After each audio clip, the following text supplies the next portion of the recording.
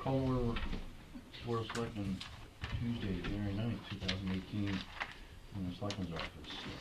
Roll call. Kevin McCarthy here. Diane Kennedy here. Paul Schubert here. Jack Riley here. Dahmer, aye. Here. If you wish to join us for the Pledge of Allegiance, Diane, could you lead us? Go quick. I pledge allegiance to the flag of the United States of America and to the republic for which it stands, one nation, under God, indivisible, with liberty and justice for all. Public comment item not on the agenda. Are there any public comments? I see none. I just want to mention, Thursday was a pretty bad storm, and those of us who were out shoveling and had to work for the weekend, I think I met everyone that was shoveling snow in the hospital for the weekend, so it was a rather long weekend. So if I seem short or tired, I am. I'm not short, but maybe short. So keep that in mind as the meeting goes on, that it was a long snow day. Snow couple of days. Snow couple of days, yeah. Next up is the date for the annual town elections. These are the ones that come up in May.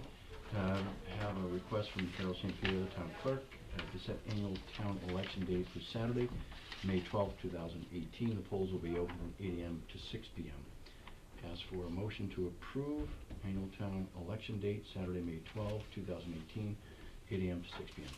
So moved. Is there a second? Second. All in favor? Aye. All right. Aye. I apologize. I'm Passes 5-0. Next up, human resources update. Lisa. Oh, do you need the, I'm sorry. Nope. Does anyone need, do I you know, need? I didn't even think of that, I'm sorry. If anyone This- needs a Wi-Fi, I have the Wi-Fi password if anyone Oh. needs, I have the Wi-Fi setup, is a problem getting on something. I can give you the password. I know. You're all good? I would like I it gave if up you on have a it. chance. Thanks. I should've given it to you before, sorry. We have a packet, so I don't have access. Next up is human resources update. Lisa Guglielaro. Nice job. Lisa, you. I'll say Lisa, you. I don't need to butcher it. For the human resources, we're trying to do various presentations in the course of the year of different projects that are ongoing. Human resources is one of the big ongoing needs of the town, and it's one of the things that has helped make the town run a little more efficiently, make it productive, and I'll turn it over to Lisa. So I'm just going to give you a quick overview on many of the things I've been working on. I'm open to suggestions or ideas as always. So just a quick run through the agenda. There is a presentation above you. I will provide this presentation to you afterwards, so don't feel like you have to pay close attention to it. First, I want to go through 6 main areas: organizational structure, job descriptions, evaluation, training and development, policy, and recognition. With organizational structure, some important areas are having the right positions, organizing those positions well to maximize employee motivation, feedback, efficiency, and effectiveness, and maintaining a strong communication with those people. So setting the right people in the right places and communicating with them constantly. So that will provide you a strong organizational structure. Right now, as you saw last week, this is the structure we're set up with. We found that this allows for kind of a great flow in all those areas. So with having the right positions, that new structure allows us to make sure that we can manage the positions underneath each one of those department heads to effectively take care of whatever business that department has to handle.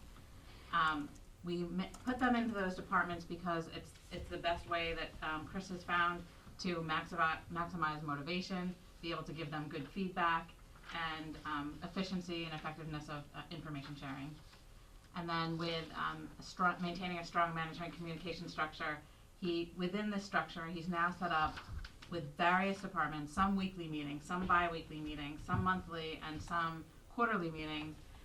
So for instance, he'll meet weekly with the finance or bi-weekly with public safety.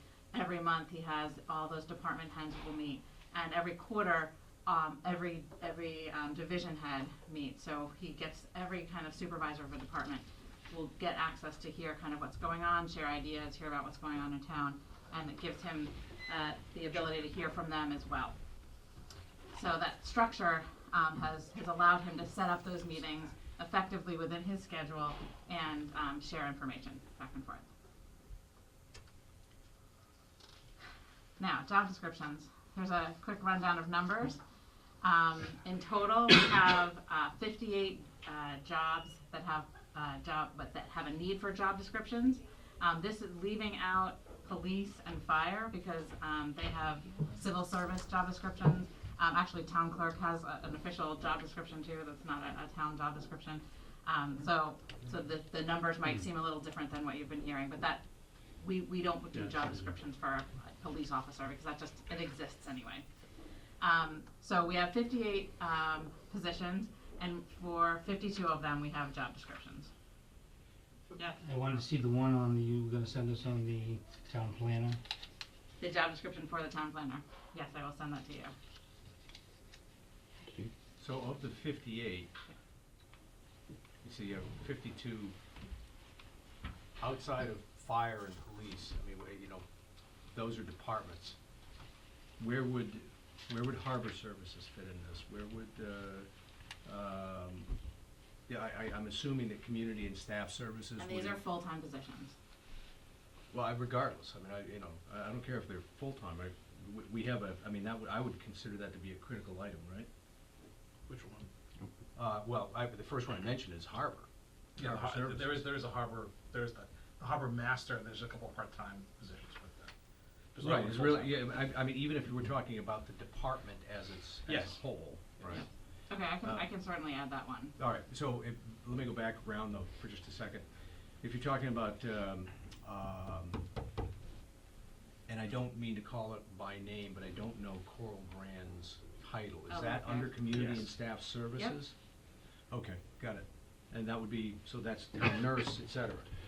Community and staff nurse services as elder affairs, recreation, library, and veterans. Got it, okay, thank you. Right. So what that leaves us with is 89.66% of jobs have job descriptions. Working through the rest of them, that's where I've gotten to date. More than half of the job descriptions that we have been updated just in the past year. We're trying to stay on top of them and make sure that people's job descriptions are reflecting what we want them to be doing, as well as kind of what they actually are doing. Every time a position gets opened, we look at the job description very carefully and we make some changes to it. We found that having a good job description, it's a key tool for feedback and evaluation. One more question on this. Under collective bargaining agreements, let's take, for example, DPW. Do we define the job roles and ASME accepts them? How does that work? Yep. So they go into it having job descriptions. They all have job descriptions now, and so they're defined as positions that are represented. Okay, so then to turn that around, what control does the town have with respect to the job description and its and potential changes? Because the job can evolve, right? Yes, the town has a management right to adapt its workforce as needed. If there's going to be there's what's called, I'm trying to stick out the buzzword, I'm sorry. It's basically, it's not called optional bargaining. I can't remember what the terminology is. There's something called impact bargaining that you do have to do, but it doesn't mean you can't change your job description. You just have to inform the person what's going on and say, well, Okay. we don't use a horse-drawn carriage anymore, for example. Say we had one, we're phasing it out. You need to be able to work on the vehicle or whatever, and you need to get licenses and stuff. If it involves layoffs and stuff, it's a little more complicated under state labor law. You have to do more intensive bargaining on something like that. Doesn't mean you can't do it, but you do have to discuss compensation for things. But you're allowed to have the job changes as needs change. Okay. So you're not stuck. I mean, I know there's some stories I've read about, railroads that still have caboose operators or something. They don't have cabooses anymore, or brakemen when they don't really have brakes anymore. We're trying not to have that here. In fact, one of the things we've been doing is updating these kinds of positions with different skill sets and license requirements as they change. In fact, we had a negotiating session today with ASME, and one of the conversations was about the changing licensing requirements that the state has imposed, and how to work through them. So that's something that we're trying to stand on. Okay. So those would be like changing job rules or changing job descriptions that may be from outside the town and from the state or federal level that have to be bargained at some, Well, say, with some manner. you don't necessarily have to if the It has to be state included in the says you contract. have to have a drug test, you have to have a drug test, right? And there are certain positions that are drug tested because of DOT requirements, Department of Transportation. If we, though, like I said, if we want to change our focus, I mean, let's say I'm only using horses because we don't use them, right? If you went from a single horse drug carriage to 4 horses, you have to learn how to manage 4 of them. You have to provide training and all that. In our more modern world, it would be, well, you've done paper, but we're going to give you a tablet. So your work orders are going to come on a tablet now. We'll be sitting in the truck. We'll train you, and we'll set you up. It's our obligation. We're just going to throw it at you and make you do it. But you still have to use it because that's modern technology. But we can't make someone do something that they're not trained for or licensed for. If you need a license, and certain heavy vehicles would require a license, so we require our staff to have licenses to drive them. If the state requirements change, we'd have to adapt to that because that's the way it works. But if we changed we changed the size of our trucks, we went to bigger trucks with bigger licenses, we could require that over time to everyone get theirs because we have to have people who drive the trucks. Does that make some sense? Yep. Okay. So where does this information get posted? Is it online? Does it get put up in the payroll system? The job or- descriptions. Yeah. So our actual payroll system will allow for attachments like this. I have not yet gone in and attached them all. Yep. We have them on internal files right now that they sit there, and in the person's personnel file as well. I mean, one last question is, because this, I'm not sure I understand, is there a reason, what would be the reason to attach the job description to the payroll file? Because it has there's a function in there that allows you to keep all the records. And Right. the concept is you push the work down to the employee knows what their job description is. I see. All their personnel stuff is up, and it's all electronic, and you can get access to it. Okay, Like the handbook, all that stuff, so you don't have to. okay. One of the things that did come up today on that line was it's historically been a challenge, particularly if you're in an office like in town hall, you can access the computers. It's pretty easy to get updates because everything's now electronic. But if you're in the public works field, you don't necessarily have a computer in your vehicle or in the office.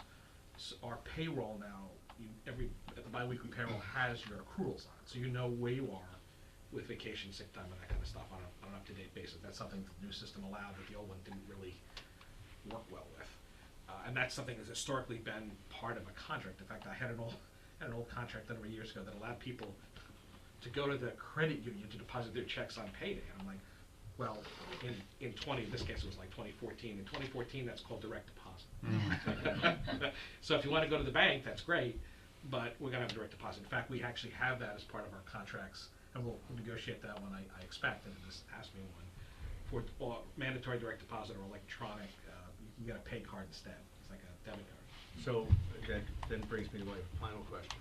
I got an email. Yeah, we fixed find that. My time slip is overdue. No, Yeah, I approved you. You're good. So. Oh, thank God. So you're on the payroll system, for example, and you fall under, and you're not, you're on a salary basis, so it does, That's too bad, because I was really hoping we'd get the step up that the state minimum. well, the holiday was put into you. We actually, the system's now been upgraded to automatically enter holidays for you, so people don't make mistakes. This time it actually gave all of you a different amount of time for the holiday. I'm not quite sure why that happened, but it was actually good. Now, it doesn't matter for you guys anyway. I mean, it's Martin Luther King Day is the next coming holiday. They still put the 20 cents in our checking. Exactly, it's already in there. Yeah, that's good. But it was actually good to know that, so Gina fixed it, because that was just added recently, so, because you can add rows and you can, Right. put in time. So I think it was actually good. So you're all under my, I just check off the fact that you're still here. Still serving. You're still serving. Yeah. So But we don't- how do we collect attendance data? Do we do that, or do we bother? Yes, we or- do. Oh, yeah. Do people log on to the payroll system and plug in? Is that how it works? I would say some people do. Yeah. Other people, their supervisors just go in and, plug them in, or maybe the department secretary will go and plug everybody's information in. Yeah. We are exploring electronic swipe systems Yep. at the schools and perhaps in some other locations too. Like in this building, it's you just log, you're in the office, you know, you're registered as being here, or you manually enter it yourself. If you're in a bigger operation, you know, police does the same thing. They have a very, you know, a structured system. With Public Works, they have something too.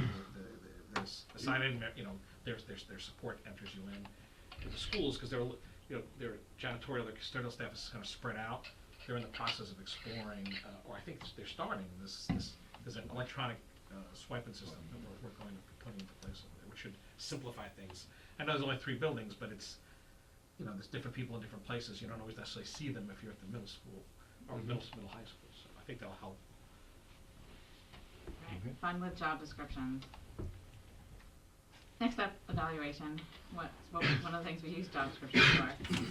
First thing to note is that all the unions, and we have a lot of them, have their own negotiated process. So some of them say this is how we're going to do it, and they've negotiated that out. They have their own forms, they have their own process, and that just has to happen. But outside of those unions, there are 30 staff that are not in unions that go through an evaluation process. And that evaluation process we started this year is called Success, and I have a handout for you if you want to just pass this around to them. Success stands for the System to Unify Communications Between Cohasset Employees and Supervisors. Ooh. The idea Good work. The idea is to make sure that supervisors are communicating with their employees, telling them when they do a great job, telling them what was great about it. Are we short one? No, the other one. I don't have one. Oh, yeah, I do have it. Thank you. And when there's a problem, making sure that gets noted and documented. And this is everybody, union too? These or are is it- all non-union. You can't So- use this with union people, So the huh? union staff have their own negotiated process, and we have to work We with have them. used this as a model for the others, It's called staff. but some of them are, you know, a little more formal with Yeah. numbers and stuff. Just a question on the union employees, which I understand they negotiate their own process, but does each union have a process that is annual? Yes. Okay, thank you. They're all going through some sort of evaluation. Annual evaluation. And who does the evaluation? Generally, that department head, but sometimes if it's the bigger departments, they'll have the direct supervisors do it. There are some unions that if that direct supervisor is also a union member, you can't have a union member reviewing another union member. So there are restrictions, but we make sure that each union has identified their own process and that those evaluations are happening. And for some of them, this is very, very new. Like people have been here for years without having a review. So this is a good process Wow. for them. Yep. One of the things that's really good about the bi-monthly follow-ups, I think Chris can talk to this, is that you don't forget about something. So if somebody does a really great project in September, by the time the review comes around in July, you forget that you were so impressed with them back in September. You're just remembering kind of what's hot at the moment. So this way, it gets noted right away. You did a really good job in this project, or we know you had this problem, and then 2 months later you can say you're clearly, following up on that and doing a better job. And I found that, number one, we're going to get to this, we talked a little bit about it last week during the mid-year update, by shrinking the amount of people I deal with for these purposes directly, it's helped the conversation. And it's good, I see most people regularly anyway, but to be able to spend, even if it's just 20 to 30 minutes, to go through this, it's good for Lisa and I, and a manager to do that. You can say, hey, how's that project coming? Oh, wait a second, we're doing this now, or what about that conference you're going to? Oh, yeah, why not do this one instead? Or I'm getting this, so it's been a good back and forth, and it helps us all just to rethink, well, where are we going, and are we tweaking what we were heading for? And that's happened a couple times. It's like, well, instead of going left, we decided we're going right because the selectmen have set a different goal or something else has come up, and so it allows for that. And we do write it all down and get it compiled. Lisa recompiles it, so we have tracking of it. So it's good. The other thing that I really like about it is that it is two-way. There have been meetings where people say to Chris, I'm dealing with the situation, I really need your support here. Where maybe without that opportunity, they might have just tried to kind of get through it. This is Chris's chance to say, no, I wanna help you. Who can I talk to? Where, what can I do? So it definitely allows for that. This is the form. I know it's really tiny, but it's made up of kind of key details, the review of the past year. So this is where notes go in, and then a section for goals, and then there's a page that's not here that's just general comments that people can add, employee and supervisor. Do the union contracts do goal setting at all? They just do a job description Some and of you do them your have job, been right? very against it. Yeah. They're concerned that their employees are gonna be evaluated on whether or not they achieved a badly set goal. So, Wow. yeah. I think this is We still encourage it, but it doesn't happen as part of the formal evaluation process. one of the challenges has been that this is not about a scoring system, so, Steve gets a 3 and Jack gets a 4 and, Diane gets a 3.5, whatever, it's not that. It's, how's it going, how you doing your job, how we can make it better, what's working, do you need some more tools? That's what it's supposed to be about. It's about, it's not just are you being fulfilled, is this work, the paycheck can't be the primary motivator in a government setting. You gotta wanna do more things, and it may be, hey, I'm not spending enough time doing constituent service, which I really like to do, because, okay, well, that's great, what can we do? Or, this system's not really working right, you need some training, that kind of stuff. So, I think people, as we've gone through it, have started to come around a little bit on some of it.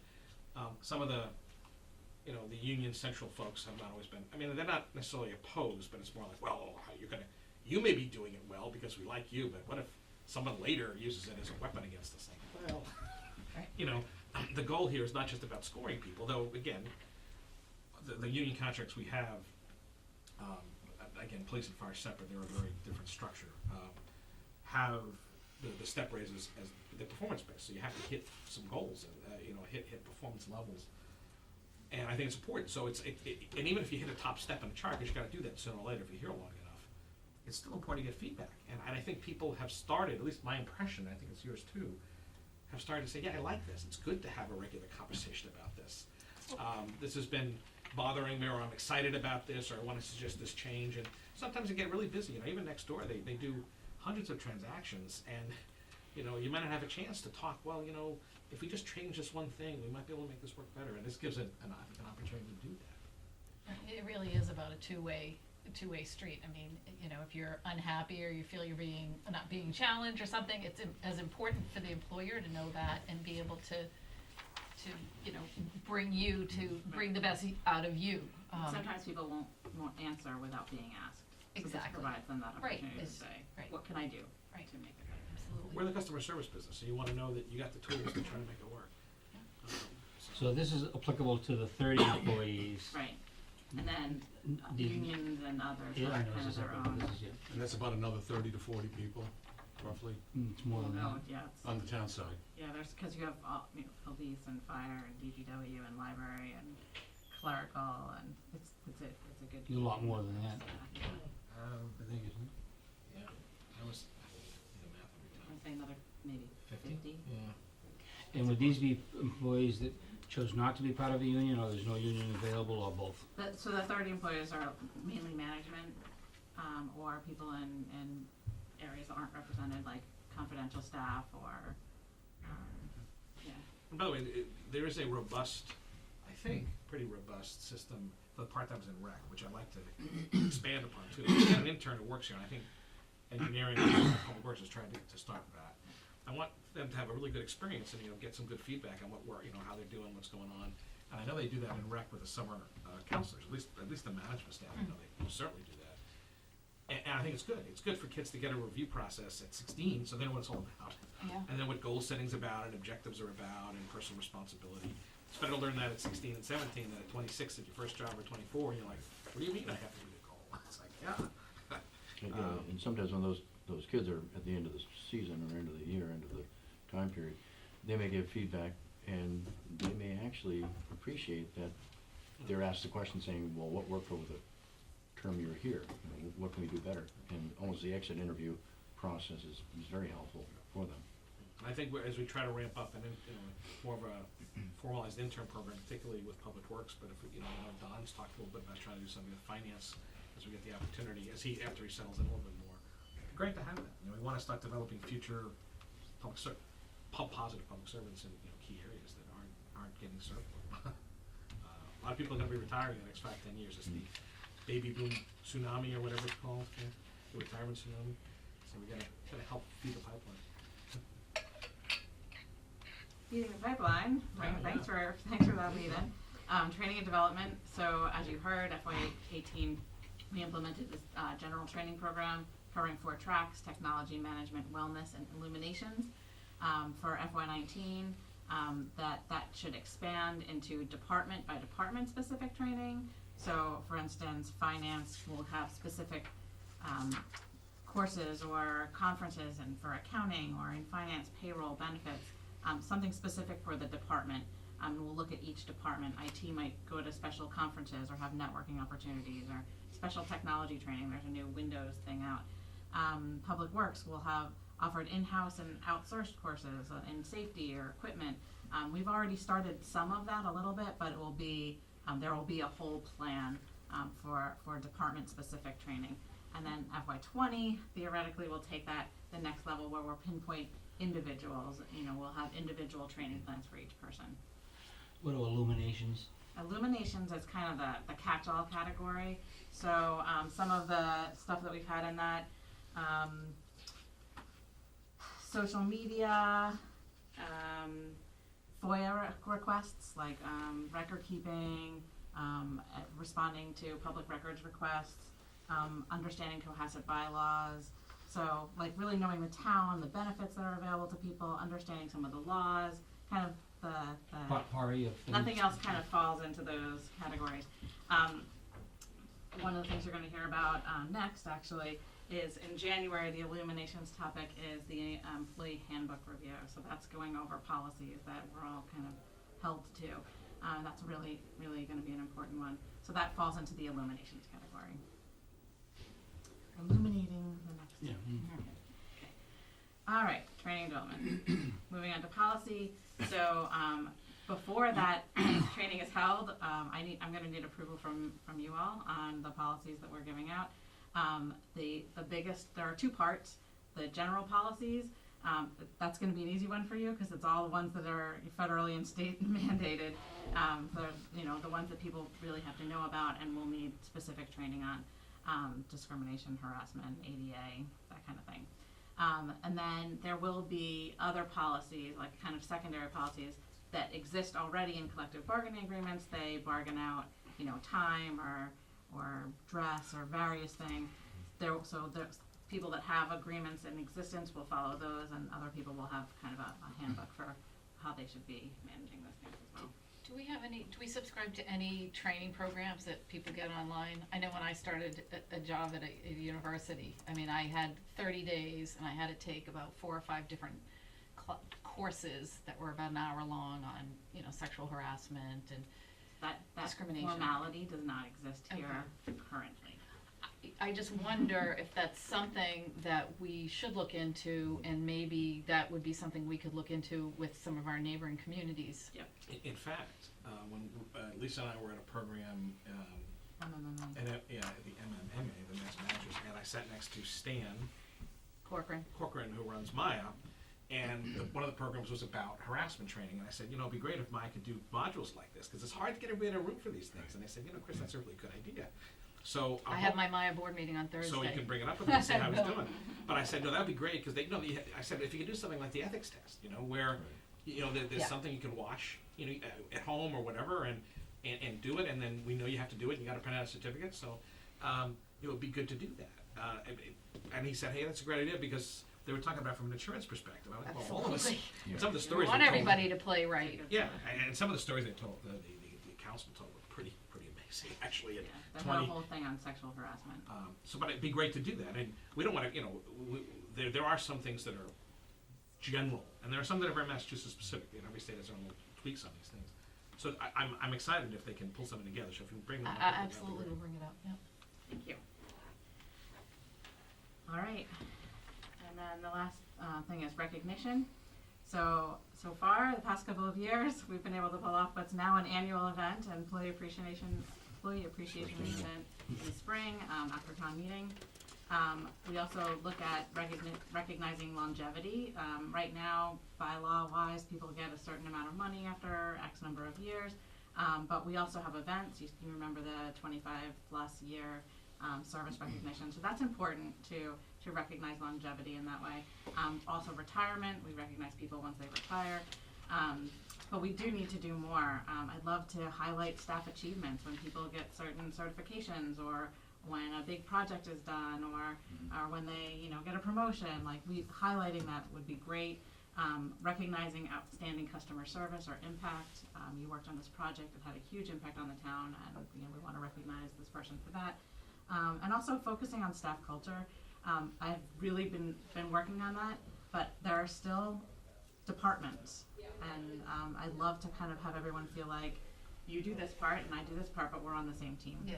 But it's coming together, but it's taking some effort to get there. So recognition-wise, we have some work to do there too. But basically, I just want to say thank you.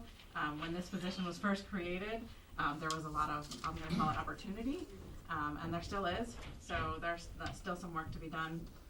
HR in Cohasset focuses on creating the right positions, finding the right people, and giving them the tools and structure to be successful and inspired to make Cohasset the best place to live and work. That's kind of what I'm trying to get at here. But I do have to say that none of this would have been possible without your support and enthusiasm. I've really appreciated that. It's made my job all that much easier. So thank you for. Thank you. Thank you. Well, from a selfish standpoint, I mean, we have to be on top of HR. I mean, this is the exposure and liability and risk that the town assumes, or without structures and feedback and report you want everybody to come to work and feel good about their job and doing it, but there's a lot of opportunity for I don't want to say failure, but for falling down, and then we need to structure it such that is minimized, and you've done a great job. So I have a question. Now that the new year's rolled over, a lot of the benefits and all of the taxes and stuff that you would do, or somebody gets married, they'll switch into a new tax year, a new benefit year, with any of that. Is there a way that they can get online and do all of that online? So we are working towards that. Okay. The new system that we have ideally will allow you to go in and see your profile as an Health employee. and dental and Yeah. Retirement and stuff Right. like that. And But we can't do that until first payroll has to be up and running and set and fault free. Yeah. And then we need to be able to manage an employee profile from a management perspective, have job descriptions and evaluations and all the right information in there, and be able to manage steps and all those kinds of things. And then we can bring in this kind of employee self-service module. So where do you see that, next couple of years, you think? Yeah, I mean, we're really close on the payroll piece to being done with that. We're still seeing a few little blips here and there, but I think we're pretty close. We just got everybody's titles and grades and steps uploaded into the system, so now we can, go through all that whole process, and then we can start uploading files. I think, I predict that will be, that record keeping piece of it will be an FY19 project, and maybe by FY20 we'll Jack, have. does that fit in, does this all fit in with that master software what do you call it? No, well, the Harper's payroll system's pretty flexible, and there's a lot more to it that we're not using yet, but we're getting there. I mean, at some point, the managers manage exceptions and the employees manage their stuff. Like if you don't have your payroll hours in, or you don't have your vacation or your medical benefits done, you don't get the paycheck cut, right? So it pushes all that down on the employees, and they get the freedom of managing it the way they want to.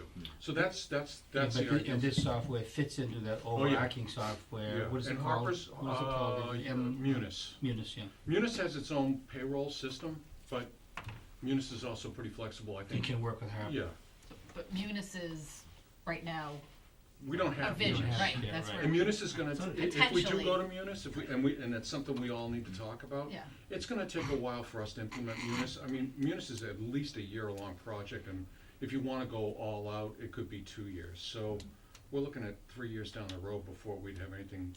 And then we can make a decision about Harper's. You could say, okay, keep Harper's, and, or we could say, let's migrate to Munis, but at that So, point. But Well, I'm you- trying to make Harper's work as best you know, Right, get so them can I ask optimally. Lisa Yeah, a question? 3 years at least. So, Lisa, is that going to say Munis represent any problems for you while we got you? Well, Would it's that- far enough in the future that we could plan for it, for any changes. So once we knew it was coming, we could You kind could of prepare for deal it. with it. But all the work we've done with Harper's has certainly set us up to be more flexible and do a lot with it. What we bought with Harper's is a service, and the software is part of the service. They do payroll for us.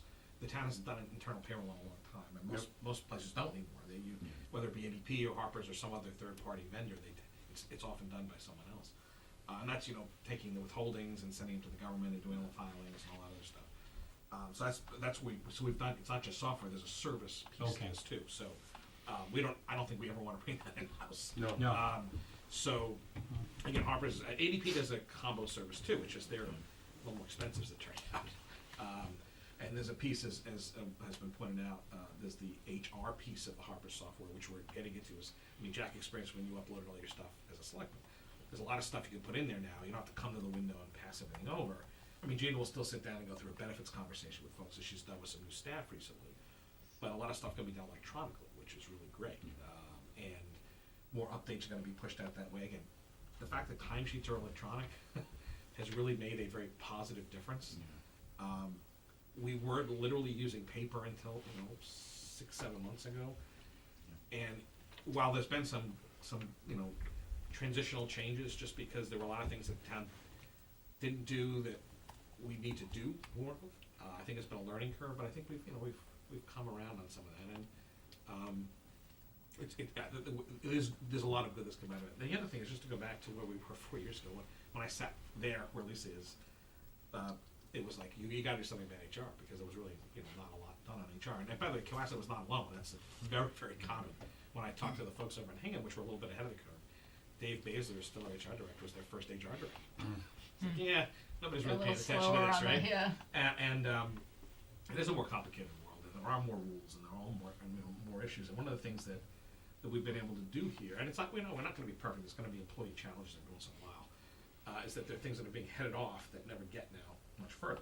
There might be a staff issue or an issue that now can be intervened on instead of getting to a filing with MCAT or something like that, or a grievance. It's like, well, maybe we can communicate better, or what can we do here, or how can we work on things. And it's also helped with union management. It's not just me, there's other voices at the table, and it's not just a lawyer, You bring a lawyer to the table on negotiations all the time, sometimes gets everybody's back up a little bit. We're trying to stay away from that in this cycle if we can.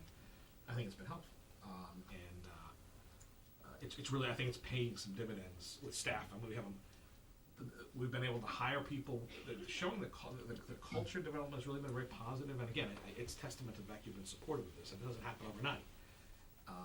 It's helped us develop a real culture. This staff event we've done in the spring, it's been greatly attended from all across the spectrum. The public safety We have good folks, the public plans works. for this year. It's gonna be a fun time. Oh, Yeah. excellent. So where do you think we can still help you as far as support? What do you see that's missing still that might be So helping? in the immediate future, this policy thing is really big. We need to get it out there, at least just the basic stuff. So I have policies for your kind of sign off, and then I can train on it. And to me, that's kind of an immediate and very important concern. It's a hot topic in HR right now, especially the harassment piece of it. So I really want to make sure that everybody has the information, signs off that they've seen the information, and is fully trained on it. So that's kind of critical. Continuing to support in these investments that we're making in getting the right people and managing the organization. I didn't get into technology, but that will become a big thing. I didn't get into record keeping. That's going to be a big thing. So there's some other HR related areas that we haven't done too much on yet that are going to become bigger issues kind of as we move through this. So I think just supporting that and the training programs. I have one quick question. Mhm. Just a quick question on the employee handbook. Is that something that you'll form an employee committee? How does that work, and how does that work vis-a-vis the unions? So I actually purchased a handbook builder from the Society for Human Resource Management, which allowed me to kind of pull in these federal policies and state policies like already built, which was good. So we just put our little kind of tweak on that. So you're going to see that's basically what you're going to Okay. see. So you don't need a committee for that because those Right. are I had nothing to do with creating them. We did put together a couple of years ago other policies like cell phone use and Right. social media, and your computer is not your own; it's owned by the town, and what that all means. So dress code and Yeah. and hours and things like that, just kind of code of conduct stuff. We did put together some of that as well, and that was done not via official committee, but with department heads and kind of Yep. so it's just pulling some of that into it. Great. So have there been time savings with implementing the new payroll system? Are we saving time? Have we freed up people to do other things? So I'm not necessarily the right person to ask because I don't get involved in the day-to-day issues. Maybe Paula or Gina might be someone to say, have you seen? From where I stand, I think that they're still in that, they're finally just getting it going. Yeah. And so we wouldn't have seen any time savings until it's, fully up and functioning. We don't have any problems because right now, that any extra time saved is being spent trying to fix whatever problems are existing. We've also, it's been a bit of a challenge to get everybody on board. There are still a lot of people that do not want to go onto a website and enter their time, or which seems crazy to someone, but there are a lot of people they forget, or they just don't know how to do it. They're not comfortable with computers. So there's that little bit of that learning curve at the beginning. But I think we're almost at a place where we're going to start to see some of that savings. That's good. Even it's taken me a little bit to get back used to this. I mean, I did an electronic payroll 20 years ago when I was at the home builders. Yeah. And then I went to Nassau County where they were doing big green paper timesheets. I mean, honest to God, for 2 weeks I turned them in and I was on a month lag of pay. And then I went I don't think that's back to North Hampstead where we actually implemented it. We had an older system, they went to a new system, which was great. We had swipe cards and it really it transformed how we did things. Just the fact that the record keeping is better now is huge. I mean, there's less paper. I mean, there were literally paper timesheets, and now there's not double or triple entry stuff anymore. So that's definitely helping. Some of it is just, as Lisa pointed out, some of it is just the transition. It's getting into the system, and there was some, there's been a couple of glitches, like with holiday pay, for example. Having that, I said this around one of the holidays. I said, wouldn't it be easier if we just had these pre-populated? It just makes it easier, right? Mm-hmm. Otherwise, people could accidentally put in the wrong time, and so we're starting to do those kind of things. I some of it hasn't gone quite as smoothly as we would have liked, but I do think that, as Lisa pointed out, I think we've kind of moved over, and the schools have been a little bit of a challenge too, because there are some different units in there. You have the folks who staff the lunchroom, and you have the bus drivers, and they're different. And while the teachers and the teachers have some differences too. Some have stipends for various clubs or sports and stuff. So some of the implementation that was, it's going to be some glitches a little bit. I think that's where they're going to see a lot of benefit with that electronic. I think it's a swipe or a fob they're going to try to use. And I haven't gotten an update this week, but those kinds of things are going to make a very big difference. And it's like then you're doing the exception. So we're starting to see some of that. How long has it been? 6 months, maybe, basically? Yeah. May. Yeah. Now we went through a year end and a couple things, and there was a little bit of glitchy on a couple of things. We went through the our new year from a fiscal point of view is June, July. So you have money coming from one year's budget, another year's budget, and there was a little miscommunication from Harper's on a little bit of that transition. But it worked out at the end. Yeah. And I think having gone through it once, it's like, well, now you know. I mean, there are things that if you've never used a computer system, which the town never did, so you don't really quite know what to expect. I think once you've been through it once cycles, even like with Word or Excel or anything else, right? Oh yeah, that's how you do it. And I think there's been a better. When you've been doing something for a certain way for a long time, there's just it's not necessarily And a with every version. technology Yeah, project, exactly. we're going to see that when e-permitting goes live too. We're going to Yeah. see kind of a little bit of a learning curve. And And Munis is going to be a big one.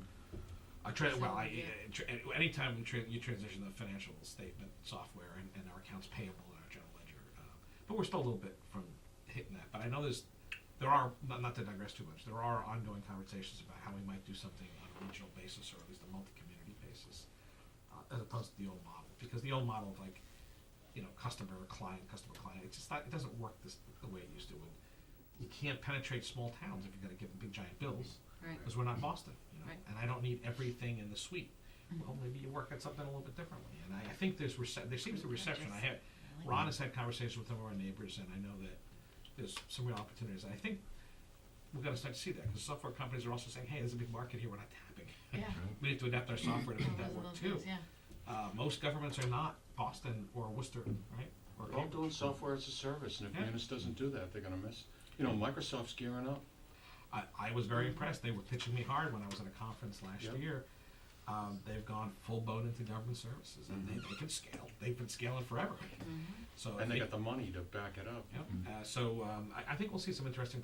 Again, we've got to give Don a little more time just to understand our systems, not necessarily the system of how we do things, and then say, well, now that I know how this all works, how can we make it work better, and what's out there, and who knows, maybe somebody will surprise us. I know, as you point out, Jack, that Microsoft has really done some interesting stuff, and the company that owns Munis is part of a suite, though. It's Tyler Technologies. They own a number of different packages for different sized municipalities. So, you know, it'll be interesting to see what happens. And Acela still hasn't totally abandoned the concept of financial statement or financial software, because it's hard to integrate. I mean, it's hard to have an integrated platform if you don't have that. So we'll see where it goes. Just while I'm thinking of it, and it is a little off topic, but just, are we scheduled to have Jim Powers come in? Yeah, next week. Next time? Okay. 2 weeks. And we will get you the CAFR and the management letter before Management that. letter, Yeah. great, thanks. Maybe even Okay. this week. They're all done. It's just about. Any other questions? Thanks, Sure. Lisa. Thank you very much. Lisa. Keep us posted.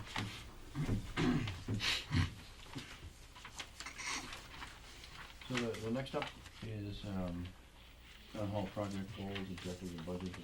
This has been kicking around for quite a few months. It's thought best at this point to come to the board of selectmen, go through our views, our goals, our ideas.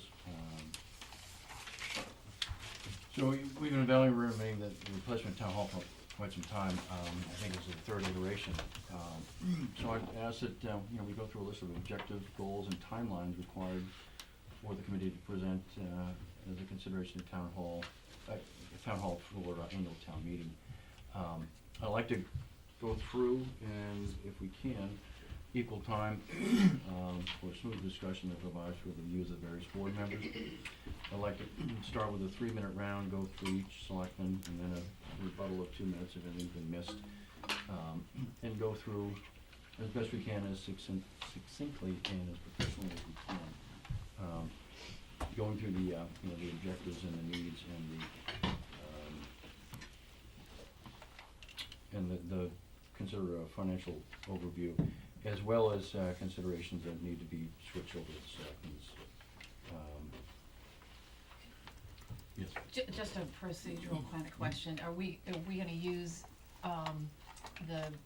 the goals that I'd were like to- already yeah. outlined as, Yeah, so I'd as like kind to of go a place through- to start? Yeah, so I'd like to go through the, Chris and I sat down, we looked at, we've spoken to, I think, most of you as far as things go, about the goals for considerations, and he's come up with these 7, which I think are a very good starting point for the conversation. We may have other ones that are involved or in addition, but I think these are probably a reasonable start,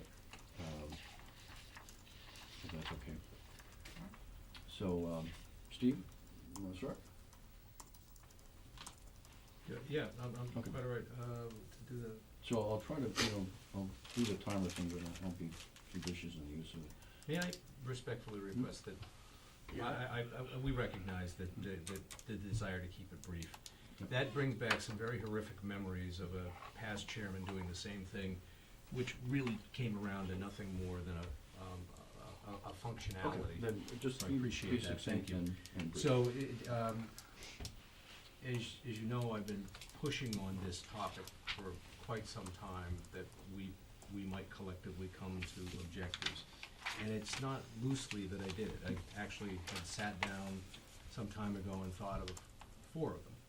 scribbled them on a pad of paper, 3 or 4 months ago. And I was interested to see that the similarities that they shared. Number one, I believe the town needs flexible, modern, accessible, efficient administrative space designed to perform its function for at least 50 years. Period. Next, I believe that a clear objective should be the historic restoration of the original town hall, the 1857 structure, for civic uses. Say that again? I believe that there should be a historic restoration of the original town hall for civic uses, which is different, and which is different from being an administrative use. Okay. Go ahead. No, if you don't mind me asking, so, Yeah, no, go ahead. just because there are 7 already articulated sentences? I'm not articulating, these are just, Yours. these that I wrote down some time ago. Right, but it's similar to number 3, There are some so- similarities, okay. yeah. But I don't have 7, so good for. Sure, but I just wanna see if, you know, cause I think for efficiency's Yeah, sake, we correct. wanna It's try to needful. get If to this takes 3 something hours, else. it Right. should take 3 hours. This is such a I big don't- deal, and it's Okay. got so much emotion Okay. around it. Steve. Let's just go to it. So I think okay? it's- If Sorry. we're here till 11, we're here till 11. Well, wait a minute, I'm not gonna last. That's right, yeah. Go ahead. It needs to be budgeted, with efficiency in mind. What does that mean? Well, what it means a variety of things, and I can get into a grander discussion, but in the interest of time, let me just put it as simply as I know how. We're building, the piece that I'm describing at the moment is building administrative space, all right? It has to fit within the capital plan. It needs to be budgeted in a fashion that the town can accept, right? And without shortchanging other projects that we know of or assume are on the horizon. So where'd you put the length on that, as far as 5, 10 years, or? I'm Number six, not, I'm not going, it's, as an objective, I think it needs to be budgeted with efficiency in mind, and eventually, the board has to make that determination, it's not me, right? Finally, I think I think the structure itself, and now I'm talking about the administrative, objective, needs to be cited in this general area, and by that I'm talking about the broad plot on which we exist, and abutting lands. I think we need to consider bigger things. So you're saying the location should be here? Here. Well, I believe that if we're being realistic about the entire project, I believe it should be here. I mean, alternatively, if Peter Roy decides that he wants to sell the Oaks for $13 million to the town, I think we should probably give it some consideration. But if that notwithstanding, let's give some serious thought as to how we can best use this and or abutting properties. Let's get creative with respect to our thinking. Okay? That's all. Those are my 4. Okay. I wanna go later, if No. you don't mind. Well, we're gonna go this way, we don't, this. I wanna go later, please, I appreciate it. Okay. No. Thank you. Diane? Sure, so I was working on, the 7 that, was sent to us by Chris, all of which I agree with. I think, you know, number 2 right now says town hall should remain on the town common at 41 Highland Ave, and I think to Steve's point, I'd be very comfortable adding and adjacent property. We have talked here, in the past about expanding beyond the parking lot, so I think that that's something that we should conceptually understand could be a possibility, depending on Well, what it's- design finalizes. Right, How it's the a- design finalizes. I look at it as an objective question, not a directive, right? Yeah. Could it be Sure. inclusive? And it's something that we would be open to consider. I would think the Right. board would be, yeah. Yeah. I hope we would.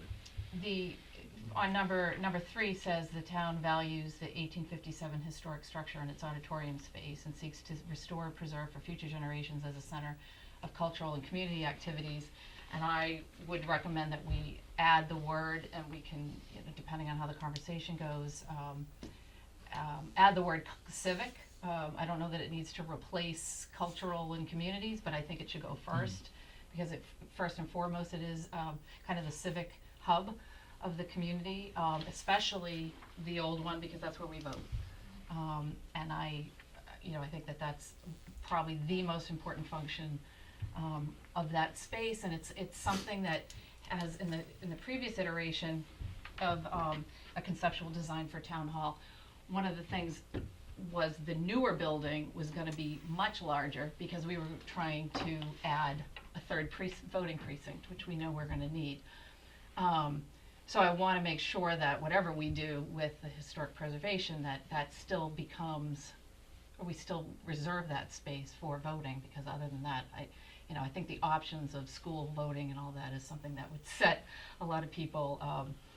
I just don't believe in it. I think I would like to keep all the voting here, and the third precinct, certainly when we get to that point in our town, that could happen at Wilcott Commons, and that's something we discussed when we talked about that space and taking it on as a town building.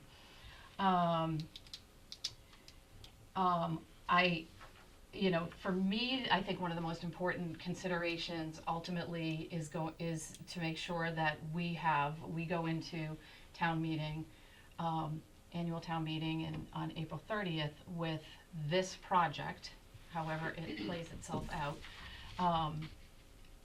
specifically, that we go in with a real understanding of the finances, with an understanding of what is on our long-term capital plan, how we plan to address something that's going to come up in 10 years, and how this particular project is going to be. And obviously, I don't know, I can't remember what Steve just used for words, but I think efficiency and economy in terms of expenses is something we all want. And we want the best, highest level building that we can have that's safe, functional, flexible, efficient, etc., and meets our needs for as long as possible, and I don't want to use this word, but I have to because nothing else is coming to my mind, as cheaply as possible, as inexpensively as possible, and with as Cost effective. Cost effective, thank you, Jack, as cost effective as possible. Carbon fiber building. If we can afford it, absolutely, it really will. So, I have a whole lot of notes about the history and where we've come from in terms of, the 2008 plan, the work that was done. I went through minutes and everything from 2013, 14, had a little PTSD while I did, but I went through the minutes and remembered all the conversations that we had. And one of the things when we readdressed this after the 2008 study, when we readdressed it in 2012 and 13 and convened a committee at that time of staff and citizens, one of the big things we were talking about was, what are our capital needs? We're going to need a new roof on this building. We need to paint the old building. We need to upgrade the HVAC system. It became like, well, wait a minute, we gotta do all this work on these two buildings, this administrative space. We know, or we have, and we've flirted with the idea of doing a complete renovation, and that's where that came from. And we realized it was probably more cost effective to take this struggling building down and rehabilitate it. So there's all of that, and I don't think we need to get deep down. I think the 7 goals here certainly meet what I think should be the goals from the Board of Selectmen, and I think that for me the priority is really just an efficient, well-built, well-constructed building that can take us into the future, that is cost effective and has minimum impact on the town finances. So, I yield the floor. No, I'll keep, I just want to hear what everybody has to say. Okay. Kevin? Okay, I think that where we are now is in a very good place. We've had a committee that's put together, very well vetted and very thoroughly thought through, and changes and so forth have been made, and tons of meetings and so forth, and initial design and a proposal that came to the town meeting. And it is influential to me that the town meeting listened to all of this, but even more importantly, all the back work that was done that led up to town meeting, which is part of the way we govern our town in Cohasset, gave a fairly resounding approval to what they saw, as well as voted for to take the next step, which was to do the schematic design and bring it back to the annual town meeting for voting and approval or non-approval, whatever. So what I've done is I've put together 4 measures that I think will take us from where we are now to where we need to be to get us to the town hall, the annual town meeting. So I think the best way to express myself is I'll just go over the 4 measures that I propose that I think pretty much encapsulates a lot of what's in these 7, as well as captures ability for there to be further changes and modifications, and so this would be my way of saying this is a path forward where we can, I would be willing to propose these 4 measures, and that I think this will take us to where we need to go. The first one is that pursuant to the special town meeting Article 7, which was approved at the December 4, 2017 special town meeting, I would propose that we direct the town manager and TRAC to create detailed plans and specifications along with a final complete project bid for the renovation of the existing town hall and adjoining town hall office building to be presented at this coming spring annual town meeting.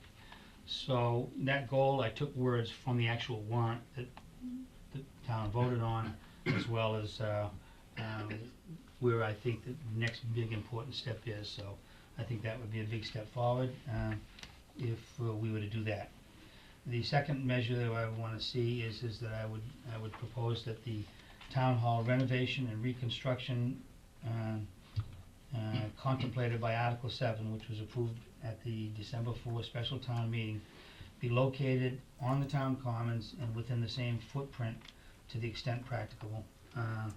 So I think that we've had a lot of vetting and conversation. In fact, we stopped the process, I believe, THRAC did a special study for about a month to decide whether or not to move it off of its existing footprint to various locations and so forth. I've been to some of those meetings, and I know there's a lot of cost benefits and so forth to staying within the existing footprint. This was fairly thoroughly vetted. I watched a number of it and so forth. So my proposal is that we give leadership and direction here through these 4 measures or others, which is going to be needed, to move this project forward. And so I would be proposing that we have the town hall right here in the same footprint where practicable. My third measure would be that the Board of Selectmen adopt the current THRAC committee, including all its current members, as a Board of Selectmen committee, rename it the Cohasset Town Hall Building Committee, and add 2 members to be appointed through our usual committee appointment process. So, and that will give an opportunity, the committee's done a great job, and I'm hopeful that the whole committee will want to remain intact through this next few months to town meeting. But I do recognize that there are a number of other fresh voices or new voices that want to be heard. Anyways, we can appoint a couple of members, but we would do that through our normal processes. I would hope that we'd consider a divergency of voices in doing that, add those, and that's how we would have the committee go forward. Then fourthly, I would, as a measure, I would want to see the town manager be charged with developing a financial plan. This is pretty much in one of these things out of 7. Have the town manager be charged with developing a financial plan for the town hall project that is consistent with the 10-year Cohasset capital plan in conjunction with the finance director, the capital budget committee, and the advisory committee. so that we could keep it close. I think once we establish that as a goal, and then we can set up a process where they report to us, monthly or whatever, so we can keep a very close eye on it. So, putting these 4 measures together, as I've designed them myself, this takes us, this would answer, this would answer the question or the problem of where we are now to get to where we are at town meeting. I think it's important that the Board of Selectmen do make distinct decisions like I'm proposing here, because a project this big needs our leadership more than most anything that gets done in town. And without our leadership and our making of decisions, a project like this, they floundered in the past and they will flounder. So we need to be leaders in this. We need to make the decisions, go over this.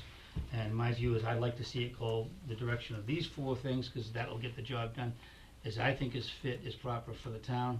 But irrespective of that, I want us to make decisions. I want us to go over issues and make proposals, make our motions, make our decisions the best we can, because we need to give that direction. I don't want this to flounder.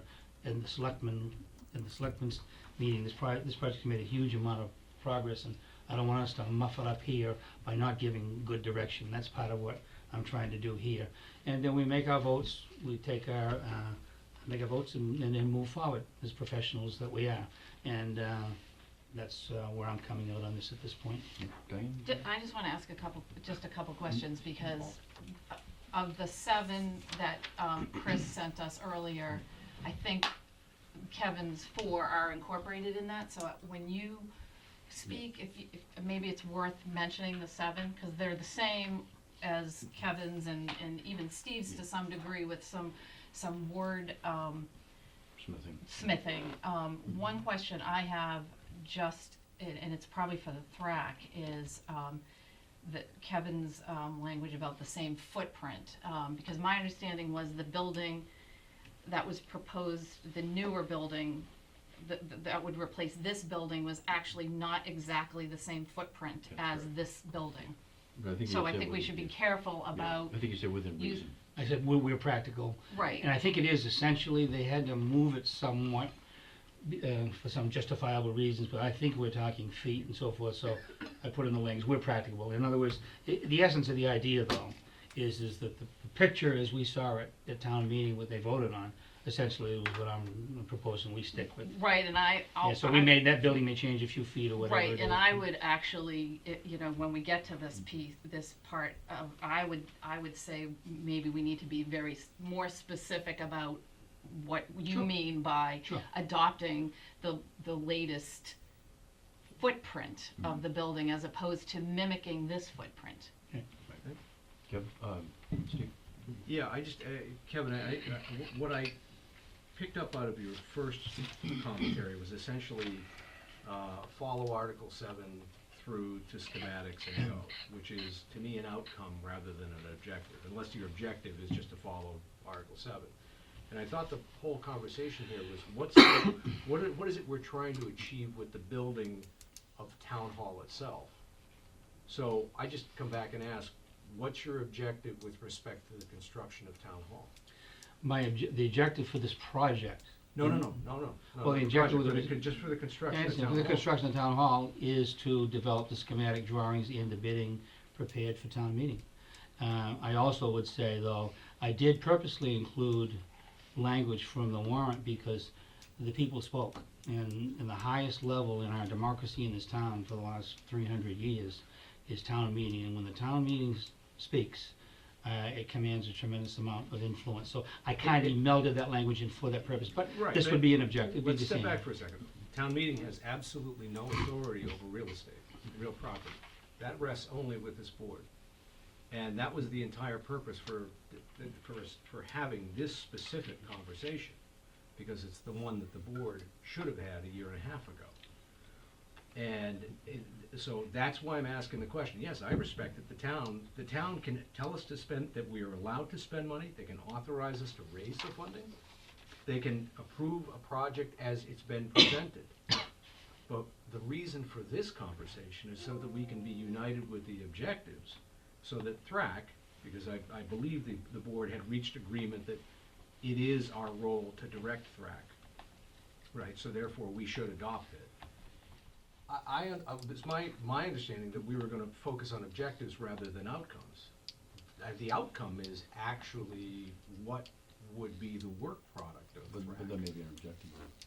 I think What's that? what- That may be an objective. If your objective is to get the final product. No, I mean, look, You can't to me, do you know, you're gonna build a house, what's your objective? I want 4 walls, I want a roof, it keeps me dry, you know, that sort of, those are objectives, right?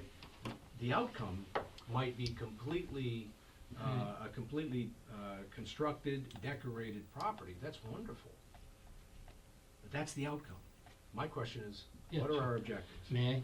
Yeah, sure. Which is why the point that I was making about us being leaders is that decisions need to be made, irrespective of anything. Decisions need to be made to take us from where we are now to the town meeting. And so we could have theoretical discussions of, well, is this an objective, or why were we here, and so forth. What I'm emphasizing to the board, and I plan to do, I'm sure the board is too, is that by the time we're done, hopefully, and I expect tonight, we're gonna make our motions to give the direction that we expect, that we need to move this project to where it needs to be in the best interest of this community. We don't need to, as Diane was saying about the previous history, you can get into that, we can, but my focus is we're gonna be leaders, we're gonna make motions, we're gonna make decisions, we're gonna shake hands at the end of the evening, whether we got everything we want or not, and everything's not gonna be unanimous, I suspect, on a big thing like this, and we're gonna move forward. But primarily, the important thing that we will have done is we will have done a leadership function that only we can do as selectmen. We're gonna move this project forward, as far as I'm concerned, and motions, motions are gonna be made to do that. And if they're approved, they are, if they're not, they have other motions, that's all. Okay. Okay, so in general, I'm looking at Chris's memo, and I think I agree, I think we all agree pretty much with what's there. I'd just like to point out that the first 4 items are basically objectives, and the last 3 items are directives. So can we just stipulate that we're gonna split those out, and that the objectives we're agreeing to are basically the first 4 with slight modifications from both Steve and Kevin? You know, we're saying the town hall should be a safe, functional, flexible space. We're saying town hall should remain on the town common at 41 Highland Ave in some form. We're saying the town values the historic structure in the auditorium space and seek to restore and preserve it for future generations. We all agree with that, right? And then the 4th thing is we agree that we would be willing to seek out community partners in the restoration and the utilization of the historic auditorium. Right, we're all pretty much in agreement with that, right? Yes, no? Yeah, I just lost it on my No. screen, I'm sorry, so. I mean, because I think if we can agree to these 4 points, then we can sit down and Yes. maybe dive into what these objectives mean, and then we can start talking about these directives, which are, you know, making changes to the advisory committee, which I think we're all okay with, charging the town manager with doing the financing plan, which we absolutely have to have, or else we're not gonna make it, Absolutely. and making it to town meeting, right? I mean, I think you gotta. So, you know, and if we set the objectives right up front, we can now spend a good part of this meeting talking about what these objectives mean. And, you know, I think I might add one more, well, I think we might wanna add one more objective, which is, you know, have a budget for it. I mean, I think we have to talk tonight about what's a reasonable budget for this project. Well, And that would be the 5th item. What's a reasonable budget? Or do we wanna try to incorporate it with the other ones, With the 6. finance Well, I mean, section? I think so. I mean, we're gonna have to wait to get that, right? That information's gonna take some time. Yeah. I mean, do But you I, wanna but go I, into I something think in talking there? about budget up front tonight is gonna help us That's fine. get farther down the road. I think a way maybe to do that, Diane, you trying to do that? yeah, go ahead. I think a way to do that, cause I wouldn't mind if we could come up with a number, I'd love to, but I'm not so sure as tonight we can. But if we set up a good rigorous process, where we're looking at this every month and we you know, we wanna see these figures, that may be a better way to do it. But, cause the ultimate purpose I think you have in the budget is you wanna know how much this is gonna spend and where we're gonna get the money, right? Right, look, if the wonder- budget's unlimited, we can do whatever we Well, want, that we should right? make sure And we it's know not. that's not true, right? Right. So, I mean, I think we have to have an honest discussion about what, you know, what's the range? What's the budget we're willing to live with and So, what so are our under options? 6, would you put in developing the financial? No, I'd plan? actually I'd with a- make between 4 and 5, just do a 4A and say, you know, reasonable budget, right? What's a budget we can afford? Well, I would recommend that we come up with language that says that, you know, we will, you know, come up with a budget that, I don't know, that, or we will, because here's what we know. I mean, we do know that the work that has been done over the past year and a half specifically, has come up with a number that's around 12.8, some of which has already been earmarked for, parts of moving this project forward. To me, 12.8 means nothing unless I can see that number, or whatever the number is, in the context of everything else. So, you know, you can say, well, you know, this car is only gonna cost $40,000. Well, $40,000 for each one sitting at this table means a very different thing. And I'm just saying that, you know, that I'm just painting broad strokes here. I don't know what 12.8 means without seeing it in the context of a full 10-year capital plan, where I can understand that, oh yeah, that might come down the line too, or oh yeah, 12.8 is not gonna be that big of a deal today and next year, because this is what we anticipate are gonna be our expenses, and this is what the impact's gonna be to the taxpayers, but 5 years from now. So I think we can say we have to understand that, and we need to get to that point, but I think we need the context of a full capital plan, and that is one of the major pieces So of here's the this. problem I see with that. It would be great if we had that info, but we don't have it. And my guess is it's gonna take us a few weeks to get it. And in order for us to meet one of our directives, which is present a project at the annual town meeting, Yep, we gotta get going. I mean, We gotta have that, we I gotta agree. have, we gotta have some kind of, Right. some kind of agreement among all of us so that they can get started by January 23rd, guys, is roughly the January 23rd, right? If we don't have a budget in place right now and we start talking about these objectives without any sense of what's a realistic budget for the project, I mean, Right. if I take a step back and I look at all the work that's been done, the one thing that was missing was there was never a budget. Nobody ever said, look, this is what we can afford, let's do the best we can within this budget.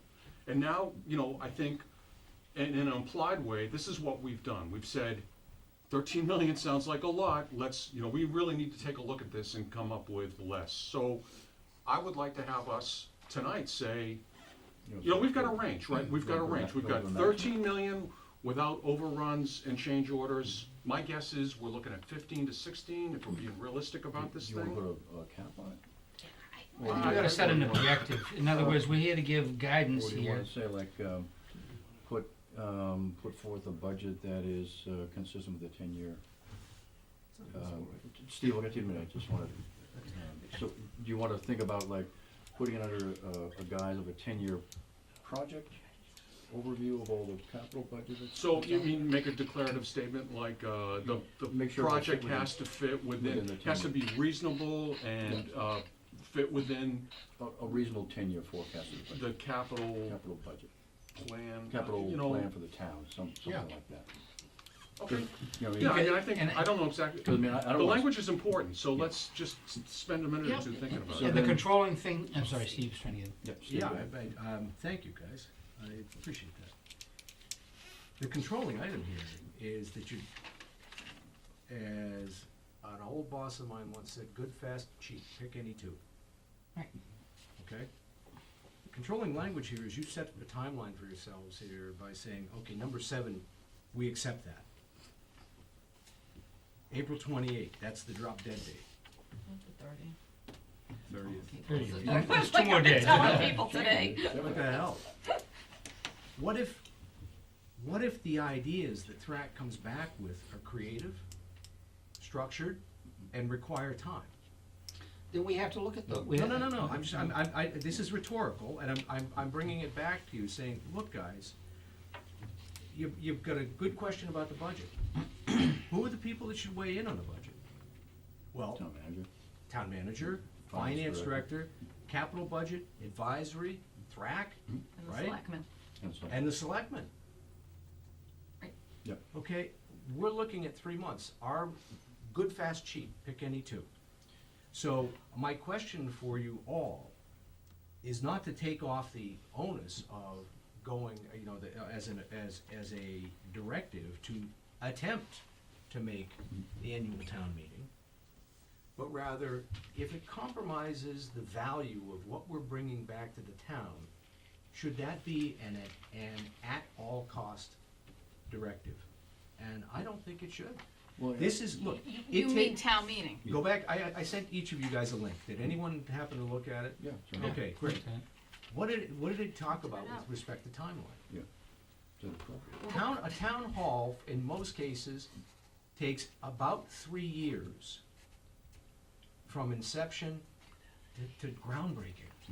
All right? And what we're doing here is within that timeline, except that we still don't yet have agreement amongst ourselves as to what we're doing. And so I'm just making the point and asking the rhetorical question, is this realistic with respect to the timeline?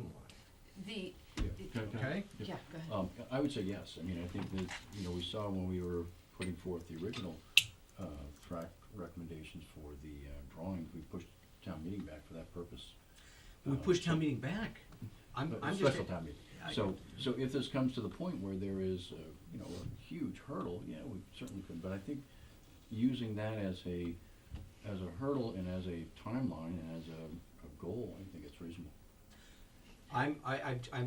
The question, however, is if you're not ready, if we have many unanswered questions, and we're still bringing those questions up amongst ourselves, are you ready to still bring it forward, even though you might not have confidence that you're ready to flow? I think it would depend on what the questions are.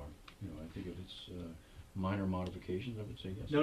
If it's a God major- help us, I hope, No, no, but- I hope we're never designing a building But if- yeah, between the five of us. If there's a That's the major paragraph.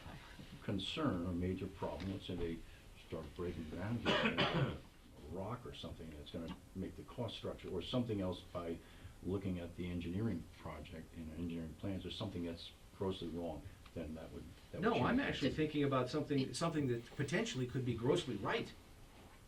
An opportunity that we haven't considered, because frankly, there's a group here that has the focus, the time, the background, expertise, et cetera, and they've come up with an idea, but it's gonna take a little bit more work and more time. Right. So I just wanna say, I think THRAC's done 95% of the research, they have the answers. What we're trying to do here is put a deal together, okay? We're talking about putting a deal together. And, I think THRAC is perfectly capable of being flexible enough to, allow us to cut a deal, get what we need to get to make this thing work, and then get it to annual town meeting. But the work that has to happen with us is to get a deal together so this thing can fly, and. You give it direction. And I Give it- think, and I think the big issues are the four that Chris stated, and then a reasonable budget for the project so that we can go to annual town meeting and get a positive vote on Yeah. it. So what do you think about putting in for the budget, putting in a, Why don't we just say reasonable budget, Reasonable okay? And budget. I don't Yeah, know what that that's fine, and means. keep I it- don't know what it and means. to keep That's in- my point, yep. And to keep So- in mind, is so that we at the end of the day, everybody's gotta have in their mind, they gotta go before the voters in town meeting, and there's gonna be lots of people bringing up lots of different views. So what we saw. And so there's a self-control, there's a control in that.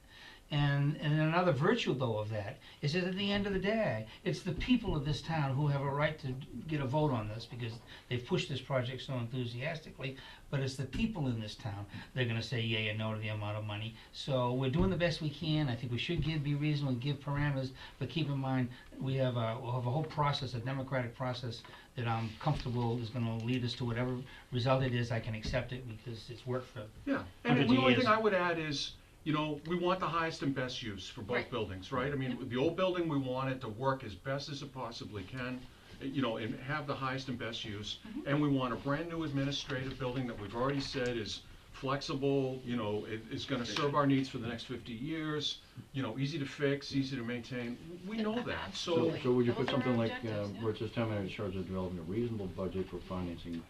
That's a Well, directive. fine. Why don't we do an objective that says, come up with a plan that it has a reasonable budget attached to it. And then, we don't know what that's gonna be, we need Chris to help us figure out how it Exactly, fits.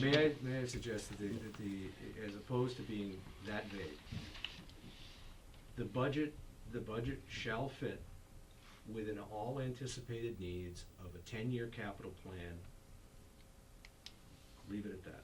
The budget for the project, for the town hall project. Without crowding out other, yeah, it fits. I mean, it's right. approved. I think that opens up an invitation for a lot of arguments I don't think we're not gonna wanna have on this. I would say, yeah. I think we already have language in there that says that So this it needs should to be prudent, okay? this should be prudent and fit within the concept of the capital plan. But I don't wanna set up Yeah. something where it didn't you'll have 1,000, you die by a death of 1,000 cuts that way. Right. You gotta keep it general. We've got really competent citizens working on this. We've got really competent professionals. The town has voted, as Diane said several times, but I saw a huge one a few weeks ago.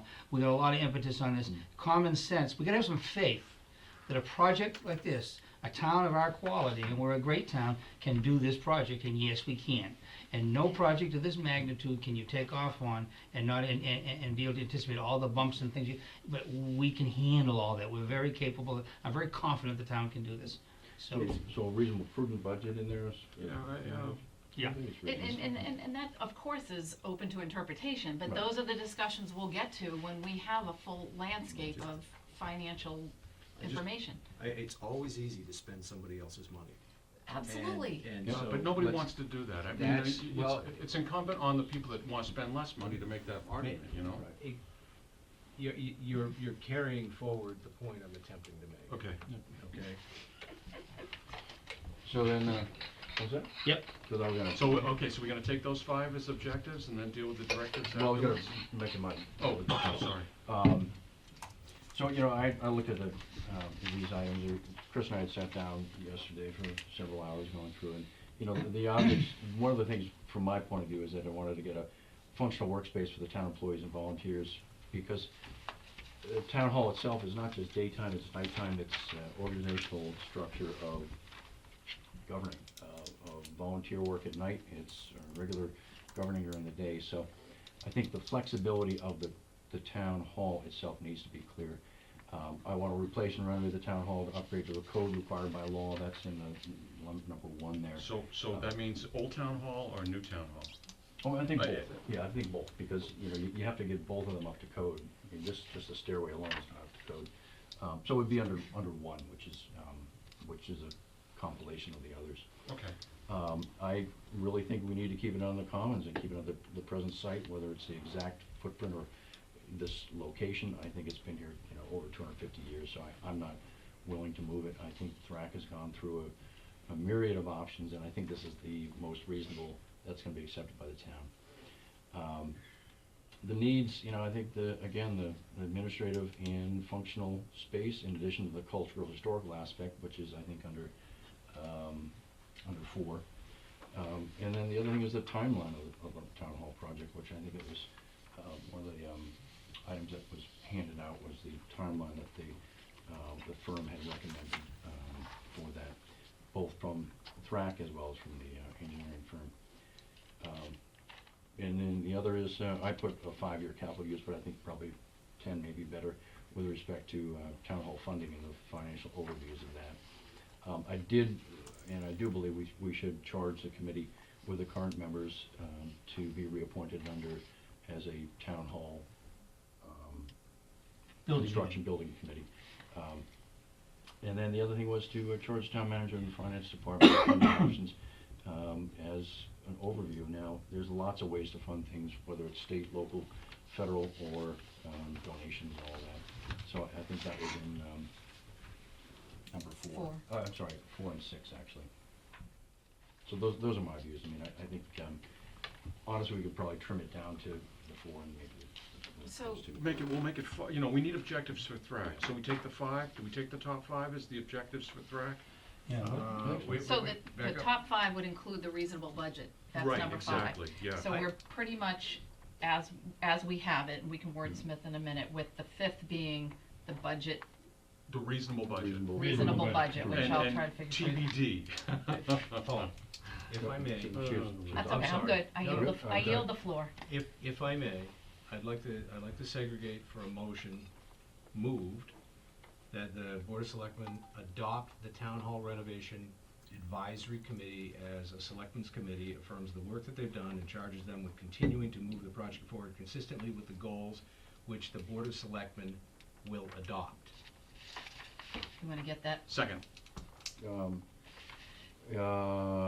a procedural step. No, I know, it's gonna be a matter of, how do you do as far as with present members as, At the with current moment, present my members. assumption is that the membership, once Identical. it's a selectmen's Identical. committee, the membership is at the discretion of the We can selectmen. take that care of that later. I on, am look at it later. assuming at the moment that we're talking about the advisory committee as currently populated. Yeah, With an you're right, then we can address later whether we the, wanna. the THRAC as it's. Right, correct. THRAC, the Town Hall Renovation Advisory Committee. You rename it, that's a separate, that's a separate step, okay? Okay. So what did we went to number 5, is that it? Number, yeah. skipped it. Segregate, Number as a 5 is matter of now a motion, segregation, that's So the only thing I would do is. moved and seconded that the Yeah. BOS, the Board of Selectmen, adopt the Town Hall Renovation Advisory Committee as a selectmen's committee, affirms the work they've done and charges them with continuing to move the project forward consistent with the goals that the Board of Selectmen will adopt. And then I guess the only other thing was whether to rename it Town Hall. Do that after. You have no problem with that, right? I have no problem with it, but I wanna simplify the I process. mean, I would just throw it, make it quicker, and just put a / Town Hall Building Committee. Okay. That's fine, Say- add it in. Okay, And look, may let's I add amend the the motion? yeah, amend the motion. May Add I the two amend the people, motion? too. You put it just a / and combine it, 'cause It- people are no, gonna call because it THRAC. You can populate it any way you wish after this, so. Okay. The Board of Selectmen adopts the Town Hall Renovation Advisory Committee as a selectmen's committee, affirms the work they've done, charges them with continuing to move the project forward consistent with goals to be adopted by the Board of Selectmen, and hereby renames the committee Cohasset Town Hall Building Committee. the Cohasset Town Hall Building Committee. With the present members. You know, he did that There's already. no did it. vowels. Okay. A second. They like it. All in favor? Aye. Aye. Okay. Okay, well, can I suggest procedurally that we do these one at a time like Yes, that? I sir. didn't expect to go to 5, that's what threw me Well, I just off. wanna get it out of the way. You got it out. It's something we can do Because right it's- away. Because now you're directing the committee. Yeah. Okay? Well, let's do the directives first. I mean, I think we can do the directives first and then come back to the objectives, Good right? point. So let's just we'll start with number what? 6. 6, sorry, I Right? did 5. 6. Number What do we 6 wanna do? is, Just so- logically, don't we want to do objectives first? But Yeah, the no big deal. But the objectives is, Is you a- know, is it's a a bundle. unit. It's a bundle. Right, it's a bundle. Well, I'm going to want to do those one at a time too. Can we go to Then- 6?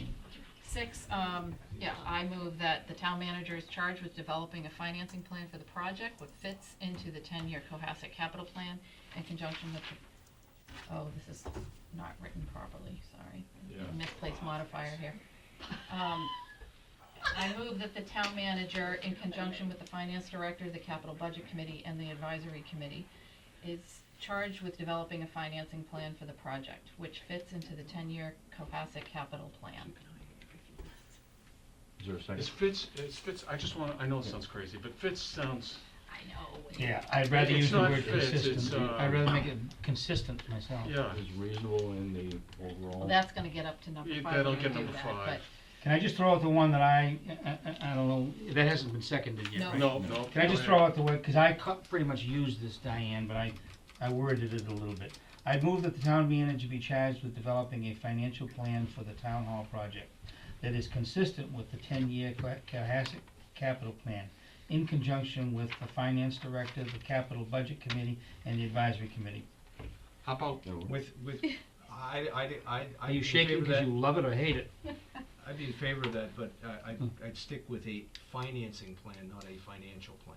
That's fine. Yeah. Financing plan. So I'll rephrase that if The- there's any and further. Go ahead, Diane. change fit to consistent, right? Yep. And I'd almost stop the sentence after the Cohasset capital plan.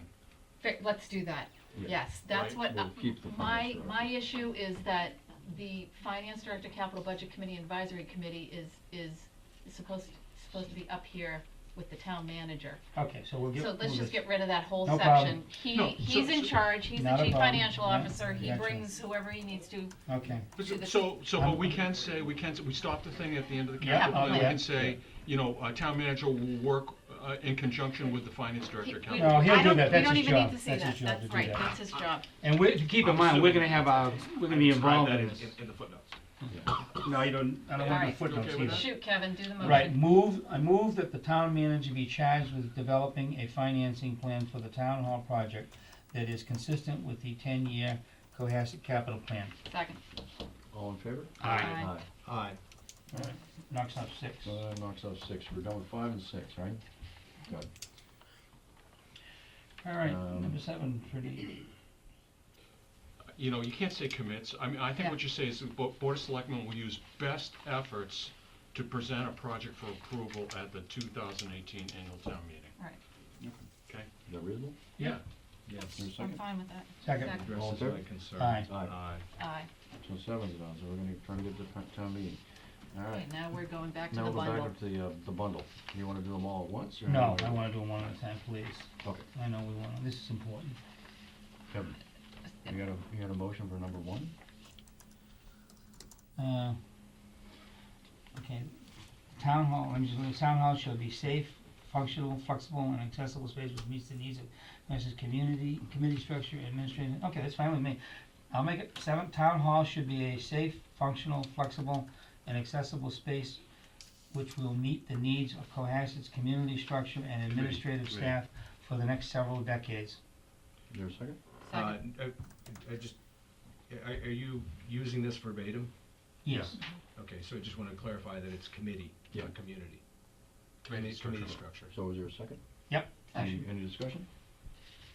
All in favor? Aye. Aye. Okay.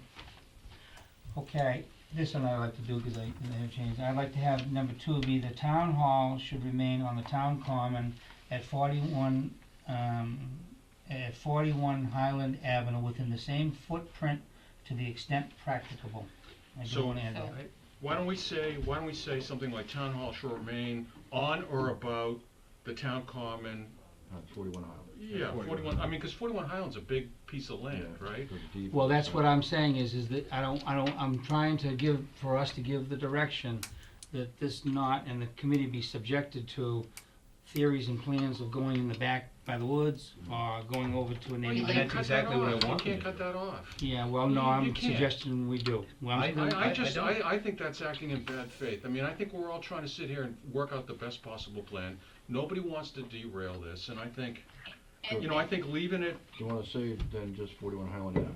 Yeah. yeah, Look, I think 41 41 Highland Ave, everyone's agreed to that. Yeah. If, well, we agree to 41, I just wanna make sure we have this discussion, because What if we need to? no, I feel as though the town's vote, and though, I think that the town committee, I watched them at a couple of meetings go and consider these various alternatives, and they came back and presented this in the same footprint, that's the picture that was presented at town, but at meeting, I think that if we don't have this say within this general footprint, we are gonna invite considerable discussions of split the building, move it back there, and I think that's gonna be discussions that we as a board hopefully will decide has But now either been had or that we don't have, You're so. predetermining what the project's gonna look like. But we're here to give You- direction. No, we are, and 41 Highland Ave is giving direction. Well, It's giving saying direction with it. 41 Highland Ave is giving direction. All I'm So- saying is, it's giving direction within the footprint, is giving, no, but I just want you to respect the fact that I see that as direction. I do respect I it, just and see it, that's we'll an have a vote argument, and see what and happens, that's all. we're gonna have an argument about all this stuff.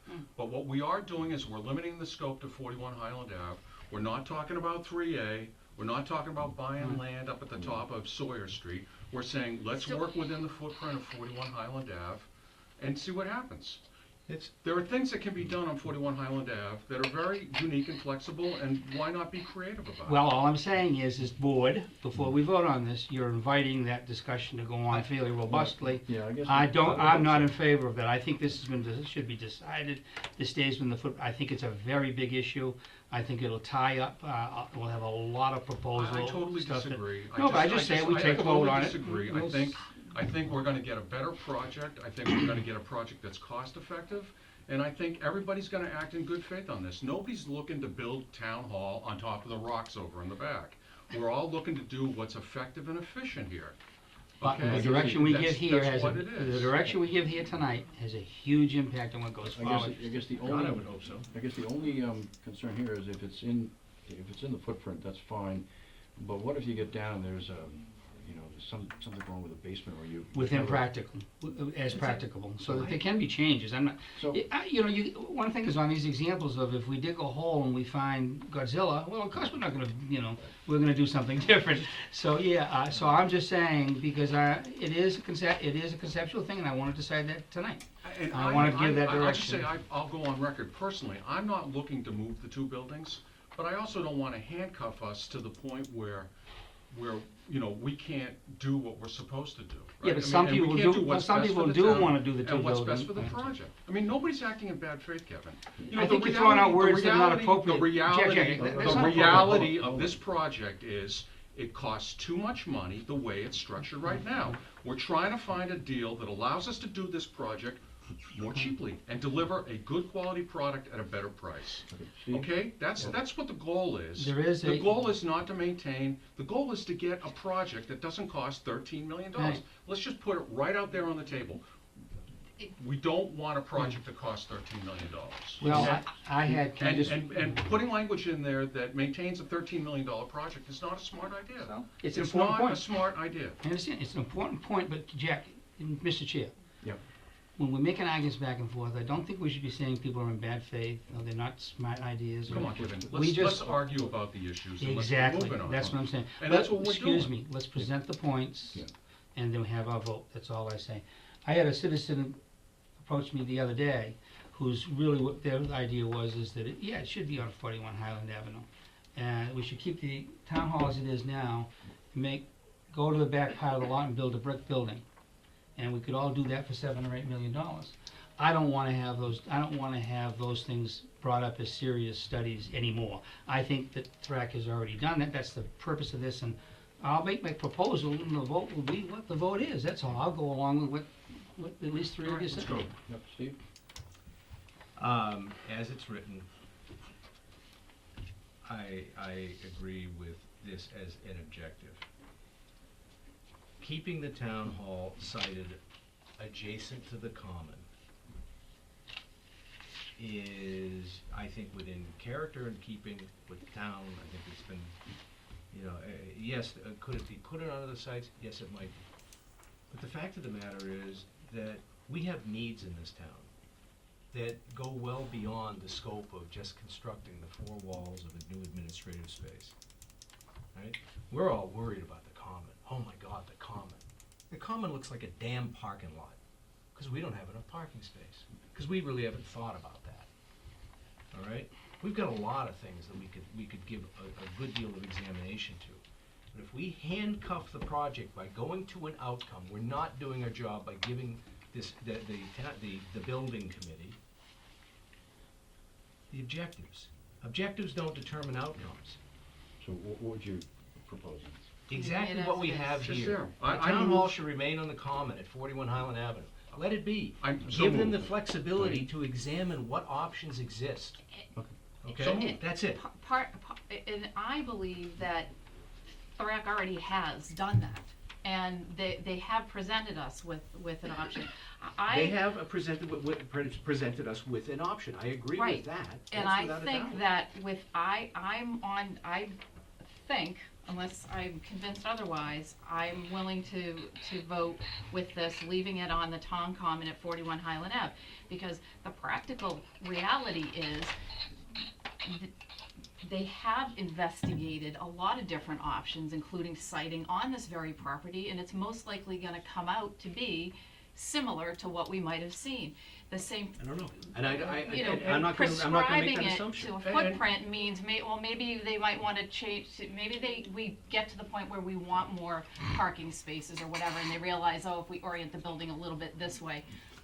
I would like to leave this the way it is. I agree. And I feel like we're gonna get to the Mary same and Mark place. are totally capable of advocating their position in this. So you're They are willing- not shrinking violets, they know how to argue their position. They're gonna do fine. This is not gonna get out of hand. So you're looking to keep the wording as it Yes. is, Steve?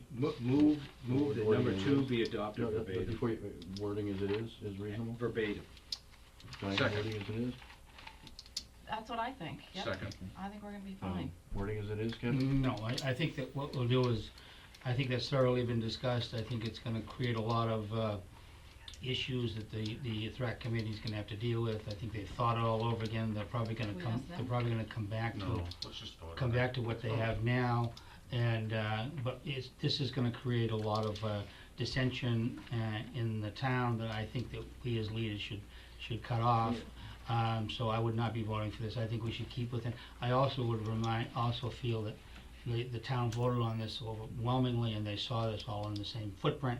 They're not gonna like the idea of, another building in the back, or parking lots and all that. That's, you're inviting those kinds of discussions which have already been had, and I don't think would be healthy for the project, so I wouldn't vote for it unless it's within the same footprint. We're practical so that that can be adapted. Well, I think, you know, what it comes down to, I don't believe that just from the cost structure, splitting up the buildings is gonna be good from the point of view of, you know, Agreed, yeah. HVAC, ADA, accessibility, elevators, things like that. So I'm much more comfortable with that. This gives enough flexibility, because I'm not certain that they may extend it somewhere. They may find a stone or a rock, something they can't build the basement with, and they may have to shift it over. So I don't believe that it's gonna be 2 or 3 buildings here. I think it's still gonna be one building. So I'm willing to go with that. Okay. And I think THRAC is totally capable of telling, researching this issue and getting it done in a timely fashion so we make spring town meeting. I just think it should be open, we should be allowed to discuss options. They shouldn't be cut off, they should have a reasonable amount of time to go through this so that it gets vetted correctly.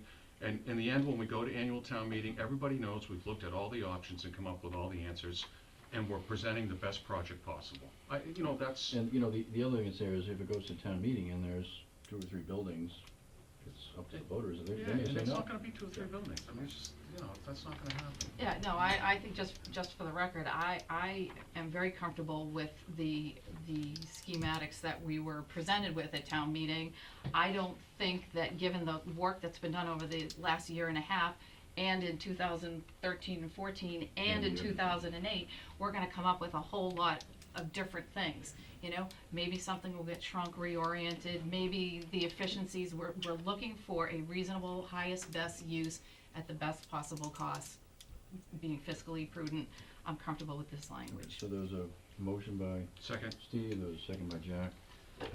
All in favor? Aye. No. All opposed? No? 4 to 1.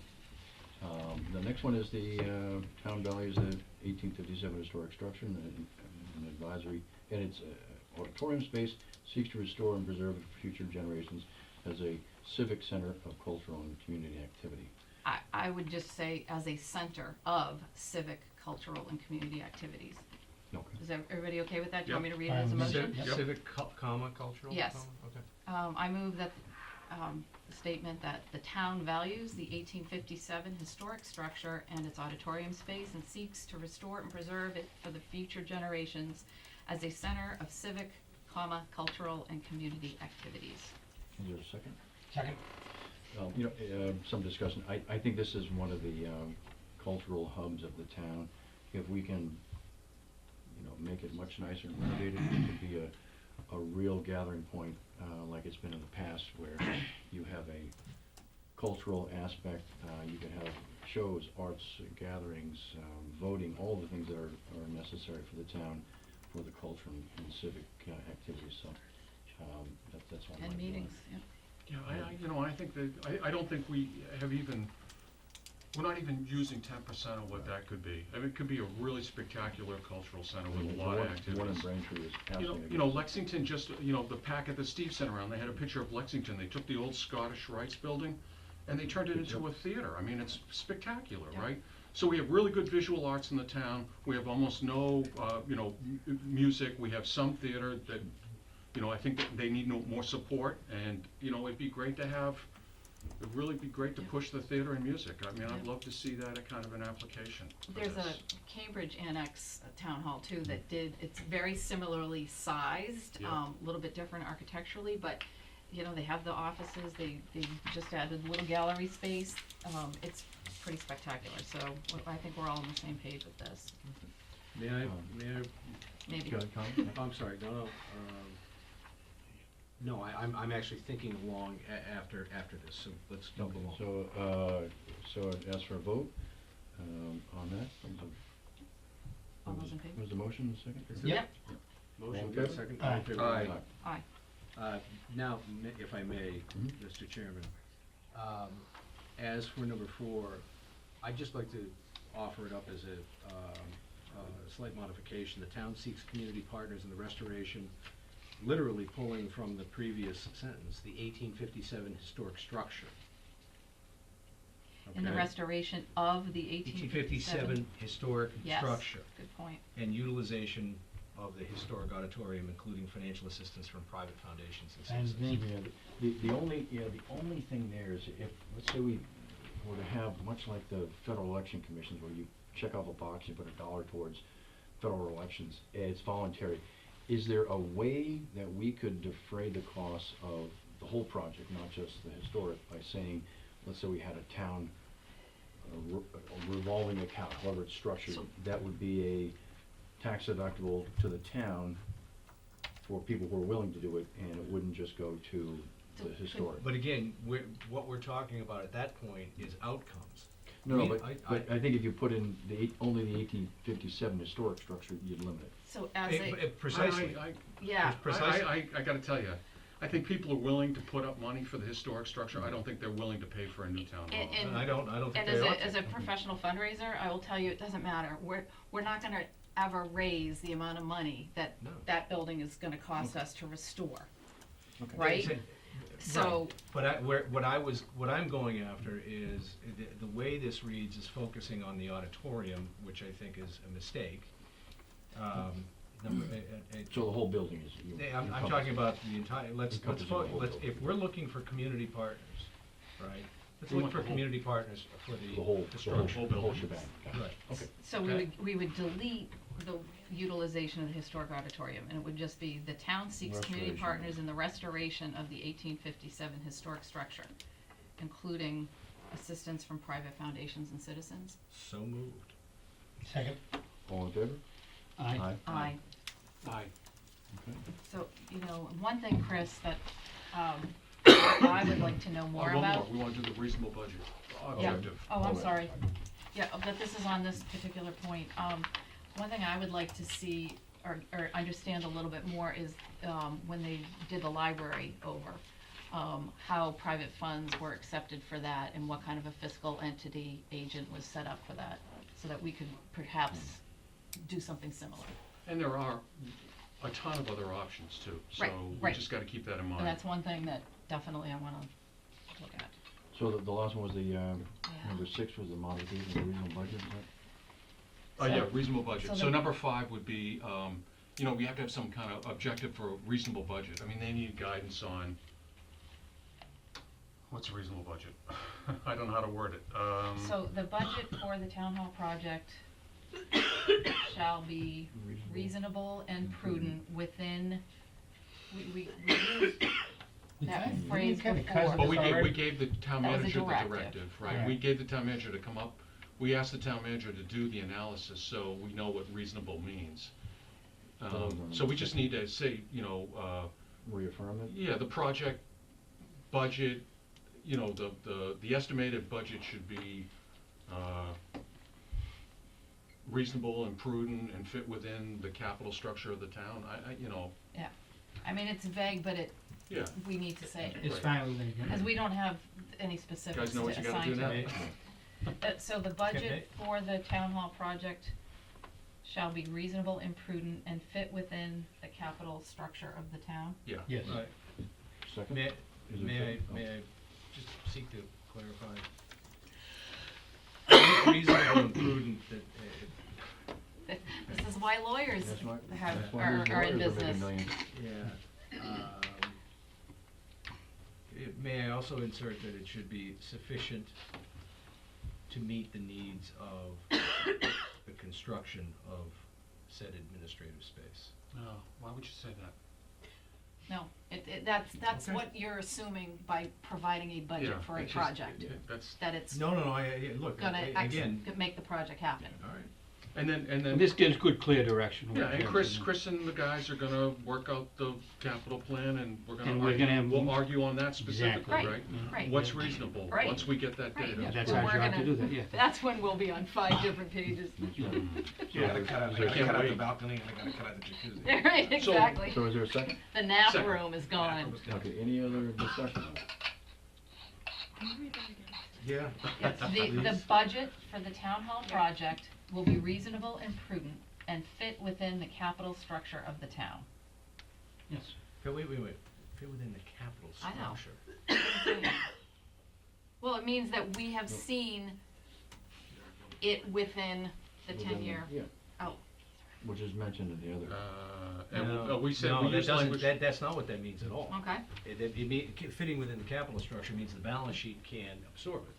So consistent with the 10-year Cohasset capital plan, because that's the directive No, we I gave think- Chris. I think that's, Okay, yes. and consistent with the 10-year capital plan. Right. Chris, I'm sure you feel like comfortable with that in terms of being realistic, objective? If it's your He objective. doesn't we'll have any make it reasonable. choice. You don't have any comment on it, though? No, Is- no, is it gonna- I, you know, remember, at the end of the day, what the community decides to do is reasonable inherently if it decides it's gonna tackle a project. And I don't mean, look, if it came and said, we've got to do a $100 million project, I'll tell you, no, it's not gonna work. Right. But unless it's something that's crazy like that, it can work. If you say, if you wanna get this done, there's ways of finding a way, and then the committee has to decide how much to fund it. I mean, you know, Right. so. Fine with me. But is. the numbers will be presented, and you'll say, hey, okay, this doesn't work for me, us, it's too big, because it crowds out this or this. That'll be the conversations that take place. So I'm not gonna make that call at the end of the day, you folks are gonna make that call. Okay. I'm just gonna give you the So, facts. So so, did you wanna modify the yeah, original motion? I'll Makes sense. modify the original motion and let me, stop me if this is off. The budget for the town hall project will be reasonable and prudent and consistent with the 10-year capital plan. And not to exceed $1.5 million. No. Leave it at that. Is there- I'm not adding that. is there a Just kidding. Was that, Gonna work was out that my car. seconded? Is there a Was second? that- Just kidding. I'll second. We're gonna buy a Winnebago and try to Any, work any it. discussion? All in favor? Aye. Aye. All right. Very good. Good work, guys. Very good, excellent. I think Yeah, what are we probably, gonna do, you know, Dean? the only other thing would be, is to ask the, town hall building committee for, other members that they may consider as, options for new members. They're still So why don't you make an tracking. announcement, ask people to send resumes in? Our usual process is what we Yeah. should use. So, You officially request, you're doing it right now? Yeah. We'll put something on the We are. website, Yeah. and, we'll collect some resumes. And we need to see them in quickly. How many members we gonna We add? need like a two-week turnaround, two. I- Two people, yeah. Could, Wait, back up for a second. Hey, forgive me, we are currently on the town hall building committee, how many members? 7. Okay. Plus, I mean, ex officio. No, no, no, officio is Voting different. members, Seven. 7. Okay. And I just, okay, fair enough, 2, 9, I mean, you certainly don't wanna get to the point of being unwieldy. But at the same time, I would ask, the building committee, or that we should ask the building committee as to whether or not each and every one of them intends to continue on. Oh, yeah, yeah. so the other recommendation that, or the information that I would like to know is if there are skill sets that would be And then that's- particularly enhancing the committee as it exists. If I may, so when the committee was first formed, the co-chair was Dave Drynan, who was a member of the planning board and had a development background. Unfortunately, he and his wife left Ooh. town for personal reasons, and so while it's a great group, I think there's an agreement that maybe having someone with some development background might be a bad idea. So So can we hear from the chair and the vice chair and they yeah, can tell us what they need? I think that they can speak better to that. Invite them up. You wanna go up, Mary? Do you want, I mean, we've certainly had some conversations. I think a contractor, builder, developer definitely adds some value here. There's also great value in the fact that Jason has just started and he's been sitting in, he's already sat in on more meetings in the last few days than a lot of folks. So that's been very helpful as well. So our new town engineer, project engineer has been helping him. So that's been great to have a fresh set of eyes on the plans, compare documents. I went over to the water department with him today, and we went to the basement of the library to check out that as well. We, as a committee, did not, while we knew that there was some expertise we needed, we decided it really wasn't our job at this point to add someone to the committee as we anticipated rolling under your umbrella, so. Okay. I would say those are our comments at the moment. So how do you feel about 9 people? Assuming everybody were to stay, Yeah. yeah. I think that's That's a manageable. plus. I think any more than that gets cumbersome, Okay. especially when we do have some liaisons from other committees, which are very important. But, I think that's manageable. I think you need to stay under 10. Okay, All right. yeah, Excellent. let's go So, with 9.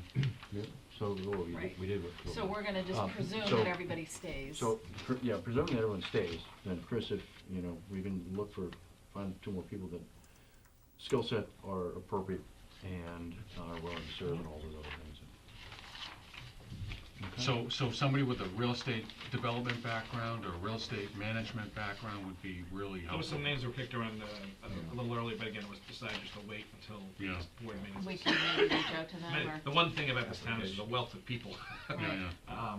And I think there's been a couple of folks that the various members of the committee have known personally who have some great background. In fact, I don't think you can go very far in class without finding people with a lot of skills. Yeah, yeah. That's a nice thing.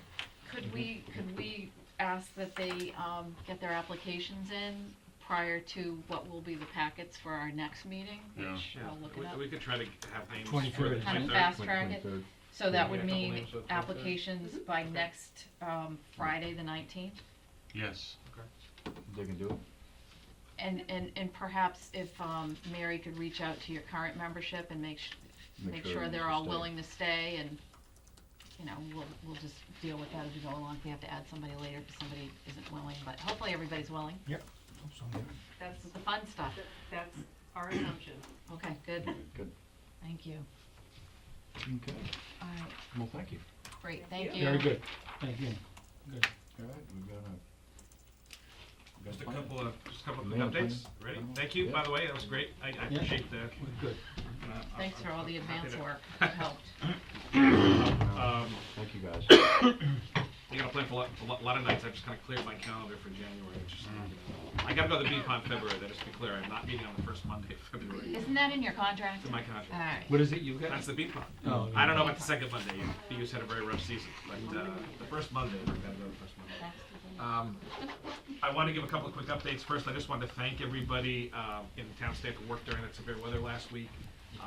Between the blizzard conditions, some flooding around the harbor, and some other low-lying areas around the water, which I know we've shared a bunch of pictures of, and the bitter cold, town staff did a great job of keeping the roads clear, responding to citizen calls, and keeping our public buildings and facilities safe. We had a couple little things, but because we're on top of it, we didn't have any major problems, thank God. So things got real cold.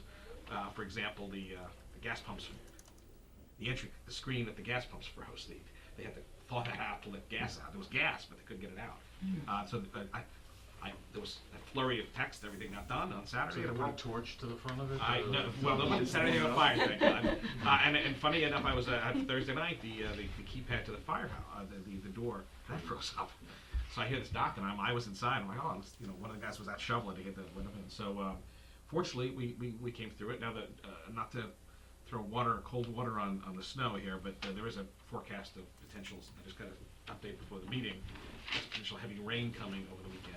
And temperatures hitting the 50s, so we should just be prepared for that. Different kind of flooding, no ocean flooding, but there may be some melt and Is then there a any little freeze. data on how that high tide, how was it the high, do we have any records of it? It's the second What's highest that? recorded in Boston. In Boston, yeah. We hit, according to Lori this morning at our meeting, we hit about 16 feet, which, believe it or not, has happened before in town because our harbor tilts northeast. Now, the benefit is the storm wasn't a pure northeaster. If it was, the flooding would have been more severe than it was. But the winds were just a little off, which kept the water from piling up too much. Yeah. Though it did. I mean, fortunately, we didn't have the same wave action. I mean, there was wave action along the coast if you drove along it. So if you lived on the ocean, you saw that. But the harbor the water just kind of rose. It didn't, there weren't crashing waves at the Atlantica or in the harbor. The water levels just rose. And they came in pretty fast. How did the Sawhouse Pier do? In fact, that's a letter is going out on that, but it seems to have been okay. So the Conservation Commission is taking active steps, by the way, to move that project forward. So Good. I should have an update for you at the next board meeting, hopefully a positive one, So I just wanna thank everybody again. And Was there any damage, any significant infrastructure We are damage? compiling stuff just in case, there's, I know the state's compiling all the data, I don't think our damage was anywhere near significant to infrastructure as Situate or Hulls or Marshfields. Seawall. But some of it may be hard to tell, there was flooding and it got in the back of, again, by the salt test, there may have been more intrusion than we would have realized, and we may not know it right away. So I think come spring, we'll have to do a little more assessments of some of the seawalls and things. But so far, okay, and again, we didn't really lose power. There was one power outage that lasted for a few hours up on Jerusalem Road between Forest and Hull Street. National Grid crews, well, actually, they were actually crews from Ohio, as it turned out, and met them. They put that bucket right up and got it done. Good. So, it was nice to see. And that wind Thank was God. going too. I didn't notice any wind. No, Oh, I'm yeah. kidding. Diane was posting I pictures wind. of it. They deal with winds differently in Ohio, apparently, because it pays them the slightest, so, The wind blows there too. it does. So the good news is that got fixed, and we were pretty fortunate. And we were able to help out Hull yeah. and Situate a little bit And with some backup. the updates during a crisis like that you send out, really greatly appreciated. I think we probably all are, but the townspeople frequently say to me, boy, they're really glad that you're sending out these intelligible, clear updates, particularly during a crisis, so communication. Look, I'm not quite tweeting on this, but I was out with Chief We'll get Sylvia you live tweeting, taking yeah. pictures, and we We'll call you the Bill did a nice snowman. job. Bill quickly did a nice job Yeah. taking photos, and I Yeah. sent you that follow-up Yeah. with some of the other shots. He's a great photographer. I He still don't is carry a good. camera in my car, but cell phones do All pretty you well. need is this, I oh know. yeah. you do No really videos well. yet, though. Videos get very hard to transmit because they're very data dense. I had data somebody dense. send me a recorded message during the storm, and all you could hear was, with her voiceover. Oh, yeah, It was yeah, pretty yeah. intense. So, but we will, obviously we're still monitoring, and again, this weekend, it'll be a little different, not the frozen kind, we'll have to watch. But there was no damage down by Stockbridge, because I've never seen a flood Well, like that there before. were, there was a couple of houses that had water in the basements, Yeah. and I think they had to cut power off for a couple just to be safe, but I Yeah. haven't heard anything. And there were some water in, I think, a couple of basements around the harbor, Right, and I think on Joy Place, I think I had heard. I mean, places that have flooded before. yeah. There are folks who lived, in fact, Chief Sylvia and his wife lived there a number of years in Stockbridge, and, he said, in '91 it flooded, and in '78 it flooded, and, again, fortunately not violent flooding, but, you get back up to a marsh. Yeah. So, one of the things, so I've passed along the information, by the way, both to Senator O'Connor's office and to Representative Moschino, because I think, there's gonna be an ongoing look. Governor Baker was talking about Situate and all that, so, our harbor is, if this, as Lori pointed out earlier, if the storm had been more northeast, we would have been much worse, we would have been even worse, another couple of feet. Is this something that the harbor study was gonna be looking at this? Well, we're gonna Kind of. do, we're gonna do a component to weather change, yeah. There is actually, we're hoping to do it in February, this municipal vulnerability grant program. And that'll be part of the harbor plan. Yeah, that we're gonna be doing we're gonna hope to have some update for you at the next meeting. We're gonna hopefully roll that out and do a couple of weeks of there's some community meetings that take place and some assessments, and that'll be a component of the harbor. And CZM has already asked for that. The other thing that would be interesting is to see how it compares to the FEMA maps with tide, with the wind, and with the flooding. Well, the good thing is that the areas that we said were not velocity zones were not velocity zones. Mhm. Right. So that It's proved a- out. With hundreds of miles of fetch, and there's not much you're gonna do to escape it. I mean, unless you decide that we're going to lift the entire town of Cohasset, put it on a turnstile, and point it southeast when the storms come in. Nothing is going to dramatically alter the outcomes. I mean, a perfect example is the work done on Jerusalem Road around BoS Street. That was raised, what? 2 feet. 2 feet? That was raised above the regular flood. No, Right. no. But My, you're right. my point in saying this is that when you put together wind, nothing to stop the ocean water, a magnificent high tide because of the moon is at its perigee, guess what? You get flooding, and thank God we're not Situate, and I don't mean that in any bad way towards Situate. Thank God we're not Situate. We are not nearly as vulnerable as much of Situate is, and nonetheless, we still had our And that was issues. the highest, second highest, more presumptive, the second highest we've seen here. It's a big swing. Yeah. That's a big So it'd be swing. interesting to just 15 see feet what is a the, big swing. It to see hit what the planning and the pattern and the projection from FEMA, how it closely. Yeah, how I think closely it's matches. gonna be ongoing assessments, just so. And that it it's was still- somewhat inaccurate. Sandy Beach didn't get flooded at all. Yeah, so- Go I figure. mean, the good, you're right, it didn't totally overtop. Yeah. I mean, the seas were strong, but it wasn't, you know, again, I wasn't there for I was a little kid in the blizzard 78, but we got a lot of snow on Long Island. We were out of school for a week, I thought it was really fun. And it was memorable. But 4 tide cycles that storm went through, and I don't know how the no-name storm went, I think for more than 1 tide cycle too. I think it's 3 We're days. almost 4. Yeah, so this was just 1 tide cycle. Unfortunately, it happened in the middle of the day. Right. It was So we could see, and if there were emergencies, we could address. Yeah. And then they were actually lower tides as a result of the, so. And it quickly escaped, so it was. The fine to the show. tide gate did freeze, and was ice buildup all over that gate, and it locked up. They We're had in the to- harbor? the one at James, the Meadow, you know, right Jacob's by the Meadow, yeah. So they had to get in there and literally melt it away to open it up. So they did. Brian and Carl got in there, and they made it work. So Did it burn out the motor? no, I don't think so. I think the whole thing literally froze. Yeah. But that's an interesting, Okay, that's an nice. interesting piece of consideration. Yeah. So it's something that we need to assess. I know that we still have, there's still a plan to put that fail-safe open in, which Right. has not happened yet. So, but that is in the, still something that's being planned. So But I'll help Jacob- Brian update on that. Out of the whole thing though, Jacob's Meadow wasn't deluged. Nope. That's actually incredible. Yeah, and Elm Street didn't flood, right? Well, It did at it the end, Cohasset Down Harbor. by the Cohasset down by the Yeah. little, But it was much Triangle, less yeah. worse than it's been in the past. I mean, you couldn't, you know, you reasonable. couldn't drive a car Much through it for a less while. I know. And, you know, then, you know, it was the storm drains that pop up, that was, you know, that backs up. Yeah. And then And it floods it's over. okay by the hotel, then it goes down again, and then it comes up. So there were areas you really couldn't get to unless you wanted to get wet. Or go around the back through the hills and come around, which the fire department had to do for Stockbridge, because they couldn't drive there. But they wanted to put a fire engine in the water, and it wasn't gonna be very That's effective. not a good The idea. sewer department did okay? Yeah, they had some infill, and they had a very small leak, which they were able to address. I don't know if you saw the situation in Nantucket, they had 1 million Oh, gallons. million So gallons in the harbor. The plant got, there was a crack in a Pipe major burst. pipe, and Yeah. a force main Ooh. too. It wasn't Yeah, yeah. gravity, it was a force main system. Yeah, yeah. Pouring out. And that went right to the water. Million So, gallons in the the harbor. only good news is it's winter. So, It's good for the striped bass. yeah. So hopefully everything works out. Eels. So I they- don't want to be Lots of eating eels. it on the restaurant menu And just next to our, summer. the Rainstone line kind of wavered, you know, right along, just to our south, so we were very fortunate. Wow.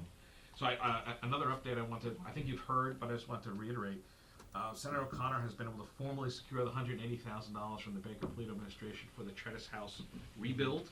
Awesome. It's a home for adult disabled, and right now, the primary one is, it's the building, it's the fire department, they're building a new one in the back, and there ended up being a funding gap. And this is plugging that funding gap, so this has been a big, because, you know, they've been watching real tight, and this made the list of projects that got released, so I Great. really want to thank Senator O'Connor for So all who's his work. running that? Taffy's running that? Yeah, it's a housing authority project with the state, it's a Yeah, project yeah. with the state. Yep. The next phase is to figure out what happens eventually to the. To the Tredis house in the front? Yeah, so, but that was a very, very big win. Very good. And I just also wanted to pass along some good news. More Several good news. of you had the chance to meet Pete Matchik, who has officially accepted the position of town planner. Good. Fabulous. It'll be a little bit more Congratulations. official, but I wanted to just officially announce it tonight. Pete's the town planner in Hanover. He's going to become the director of planning in Cohasset at the end of the month. He has a master's degree in regional planning from UMass Amherst, a bachelor's from Westfield State. He's been with Hanover for the past 5 years, and one of the great things, he's actually worked on their master plan, which just wrapped. He did a town hall project, and he's done a lot of community planning work, including economic development work with Good. local merchants and business people, which is fabulous. He's a native of Danvers. He used to run a water taxi, so he's very familiar with the water. Had some great conversations about that. I know several of you had a chance to meet him. And you all get a chance to meet him when he joins the staff later on. So he's excited, we're excited, the planning board's excited, so he's gonna be And, great. and does he have, a staff that reports to him? Like, where is he in sort of the org chart? Well, we actually, you know, the planning department was, you know, at one point Joanne and a consultant. Right. So now Jen Orem has been backstopping down there since Joanne retired, so Pete will move into that, to a new, brand new slot as planner. Bob is the director of that unit now, of planning, permits and inspections. So I told Bob he's the coach, he's Bill Belichick, he's training the team and getting everything together and imparting his knowledge and wisdom. The goal being that Pete will eventually, run that whole unit as time goes forward. So he'll have time to, because he's gonna have he's gonna jump right in to a couple of very big moving projects. We're about to retain a consultant for the harbor plan. We have the MAPC doing the master plan, we're doing the MVP study. There's active planning work. Town meeting's coming up. We'll have to see what's gonna come up for that. Yep. He's excited about the things he's gonna be working on. Plus, with the merchant community in the village, 250th, by the way, tomorrow. Yes. 250th logo unveiling. Remember, that's at 4 o'clock, or down at the Sailing Club. So welcome, Pete. So I have a resume for you, Abigail. So I'm looking forward to having him come in and meet, and we'll talk more about a rollout and structure. So between Pete's gonna take a little time to come up to speed, though he's really experienced, but he'll have to jump in, meet everybody, get a lay of the land. He did live in Cohasset, by the way, for a couple I of years. remember So meeting him at. yeah, so you met him at Yeah, MAPC events. A yeah. couple of you got a chance to meet him during the That's interview what it was. process. He really knows the area well. The South Shore, he's been plugged in really well. He's very excited, and he gets the local, the lay of the planning lands, so to speak. So I think it's going to be great. I think we'll have some great conversations. Good. So, Terrific. so those are my quick updates. Selectmen update, anyone wants to go first? Yeah. I'll reiterate Chris's points with respect to public safety, public works. Everybody's always got a bitch and a complaint during a snowstorm. I have none. I was, once again, I'm really impressed by the response. The snow came hard and fast and was eerily reminiscent of 2014. And I still remind myself that winter actually didn't even start until January 23rd. That's right. There is time. You had just come, right? I mean, you were, what, No, not even a year It old? was that was my your it was year my before. it was my 1 year anniversary. It started to snow. Yeah. There's, And it didn't stop. along with that, thanks in advance to residents who listen and actually get out and shovel out fire hydrants. There are a couple around my neighborhood that also cut paths through the plow chow that cuts off the sidewalks, so you can actually get in and out, which is kind of nice. And then, my best wishes and condolences as well to property owners in our neighboring towns that got hurt so badly. And I do want to underscore what was said earlier. We've talked with you in the past about communication and updates and so on, and I have to say that it is extraordinarily beneficial as a citizen to be able to read what you're sending out in the midst of things. I find it useful and reassuring. So thank you for the time and energy you put into it in the midst of all of that. I appreciate it personally, and I suspect that the town does as well. I actually enjoyed going around town and not driving in it, to be honest with you. Being a reporter. Yeah, I was almost Yeah, like, right, I was you're like a back to being a reporter. reporter, Yeah. yeah. I just had to take up my camera live from the scene. Next one? Okay. I'll go. Yep, thanks everybody for all the hard work, and Glenn Pratt and the emergency management people too up at Deer Oh, Hill. absolutely, They yes, did a yes. great job. They were tweeting away and It's a great taking center. pictures Literally. and sending them off, and it's quite a setup. I mean, that's Yeah. a very organic group, it just kinda, they took the responsibility and they've done a great job. And there's a lot of them. A lot, and they love A lot doing of it. really committed people that just, There's gotta be some additional CERT training, I think, another round if anyone wants to volunteer for the CERT team, go on the website, learn more about it. It is great, I gotta tell you, that was one of the things that impressed me the most. I came up before I started for another storm. In Yeah. fact, it was very reminiscent of this Remember one. And when I walked into that center, it was nicer than the one I had in a town that was 10 times as big, live TV capacity, which we fortunately never had to use, and just a great, great stuff. I mean, and it's still a great setup, and it's second nature. People would sit around the table, get the updates. Glenn and I in the morning we were packed. By the evening, it was just Glenn and I listening. I mean, people were still they were out in the field doing their stuff.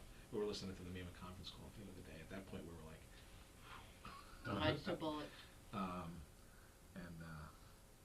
it was great, and unfortunately by then, I could also safely make it home more or less. I parked my car, I realized I'm gonna be in danger. I'm glad a lot of people stayed off the road, because you couldn't see, you really couldn't see for a long time, and, any car that wasn't glowing, you couldn't see with the snow. This is the first year I didn't get in my car and drive around like a knucklehead to watch Yeah. all the action. That was No, smart, I stayed because home. you Yeah. couldn't see, you really, I I mean, know. I I just drove didn't from wanna try. town hall to the park, to the police station, fire station, I'm like, I can't walk the road. Wow. Because you couldn't see a car length in front of you, and, you know, Yeah, you can't see it's the all white. road, and, you know, things are freezing on your windshield. Yeah, It was kind of fun, but Mm. probably not the but not, smartest. yeah. So, and the other thing I want to say is, I want to thank the Harbor Committee volunteers for spending the Christmas holidays evaluating the consultants for the Harbor Master Plan. Now, we saw 3 groups come in and give really great presentations, and we selected one consultant. I think the consultant's been notified that they're the winner, and I think they're very capable, and it's going to be exciting. Not only do they have a lot of engineering skills, they're also really good at design and planning, you know, so I think they're gonna give us a couple of vision positions for the harbor, which I think will be very, very interesting to see. So, the new consultants will be on board, I think, in the next week or so. You know, Tim is running that. I got the word today, I guess you got the word today that they had made a decision. Well, we had there was a whole committee, including some staff, and it was great. I Yeah. do appreciate, people had to read a lot, there was a lot of presentations, the stuff was done, the proposals were done downstairs, I think, Yeah, downstairs. right? And there were 3 real strong proposals. Yeah, too. they were great. And I think that, again, we're finalizing the contract, so I won't actually name the company at this point, but. They have you a know, very it's good great. facilitator who's worked with other master plans, and It was pretty much unanimous, it was a near unanimous it was choice. unanimous. Yeah. And Right. so they're gonna be on board very, very quickly. So we're looking at, you know, we thought we could get it done in a year, but it's a little more elaborate. I think it's gonna be more like a year and 4 months, and we'll be done, you know, not this spring, but next spring. We've got the planner now, so that'll be very. Yeah, and that'll help a lot. Gotta do it right. Yep. Time Yep. doesn't matter. Yeah. Anybody else?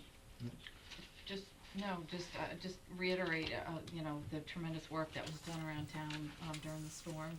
And, next weekend is the MMA conference, which I just put a plug in, because if anybody can go, if you're not going, or you haven't yet decided to go, it's always really good, really enlightening. So, Who's the guest speaker this year?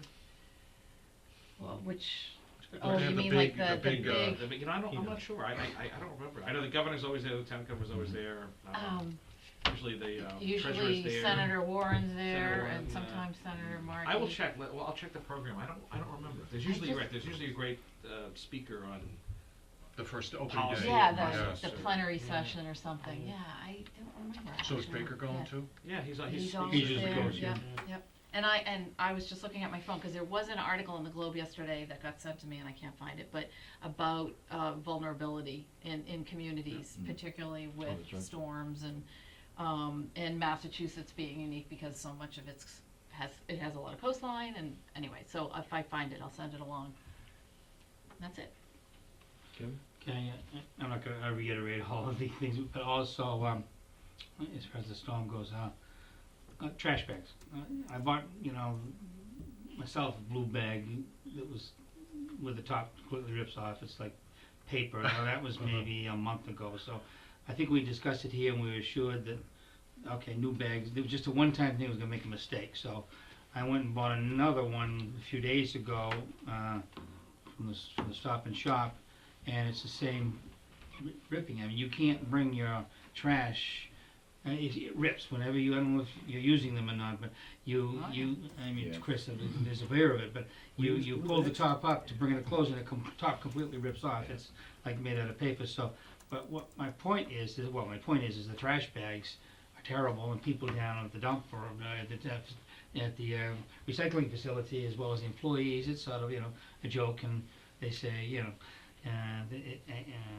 so it is. However, so this is twice it's gone on too long, so not only do I wanna see really the trash bags, the people who have paid for this, we got a whole program, this is the most visible symbol of it, and it falls apart. Secondarily, I do wanna make sure that in our procurement processes, this is a more general thing, that we're not just, out on things like this, buying the cheapest bag or whatever it is possible without consideration, because it kinda looks that way. So I do like to see something done on these trash bags, and if we need to look at our procurement process, I think we should think about that too.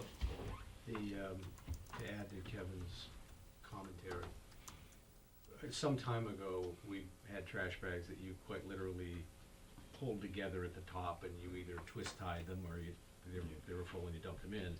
And I think there was, I'm not sure how the decision made, who made it, but they went more modern with pull ties. Pull ties, yeah. Right, and it's at the functioning of the pull ties with a full bag or any weight in it, That's what's happening. that will just tear apart. Yeah.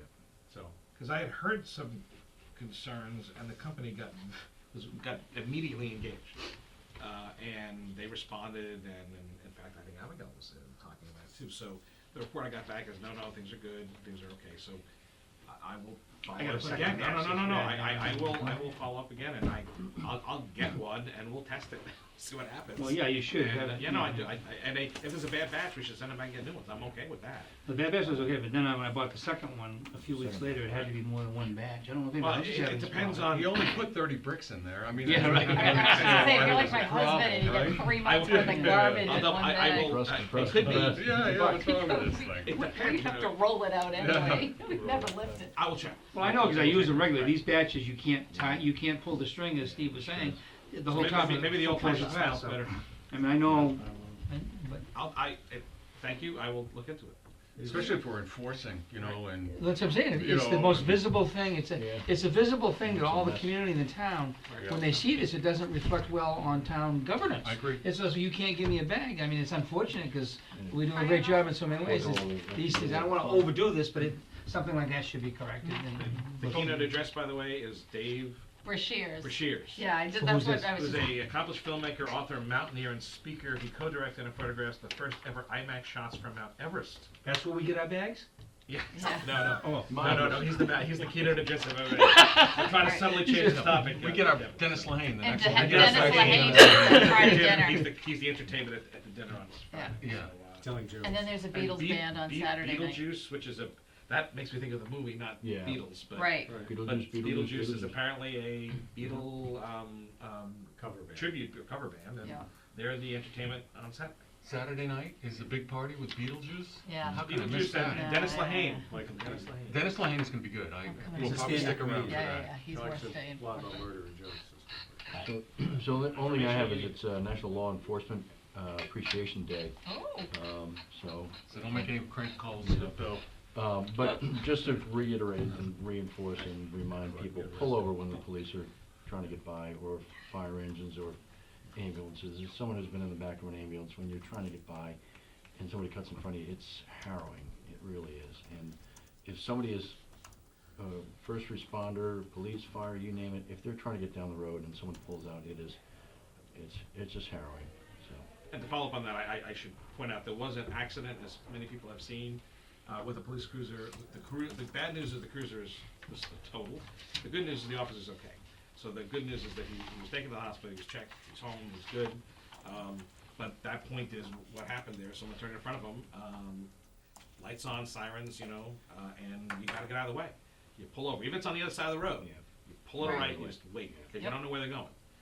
So please be safe, people get hurt. So, but fortunately, the officer is okay, just want everyone to know that. So All right. Wish him well. I will wish him well from all of us. So, But the car's, it's a total. it appears so from the pictures I've seen. Yeah. Pictures I've seen. Yeah. No, we got the other one back, so this is one of the new, I'm afraid this is one of the new. It's one of the SUVs. Yeah, no, but you got the second, wasn't the other one just in an accident? No, I don't. 2 weeks ago? Nothing total. I don't think. No, No, it not was total. a DPW truck we had. This was a post on a cruiser. Okay.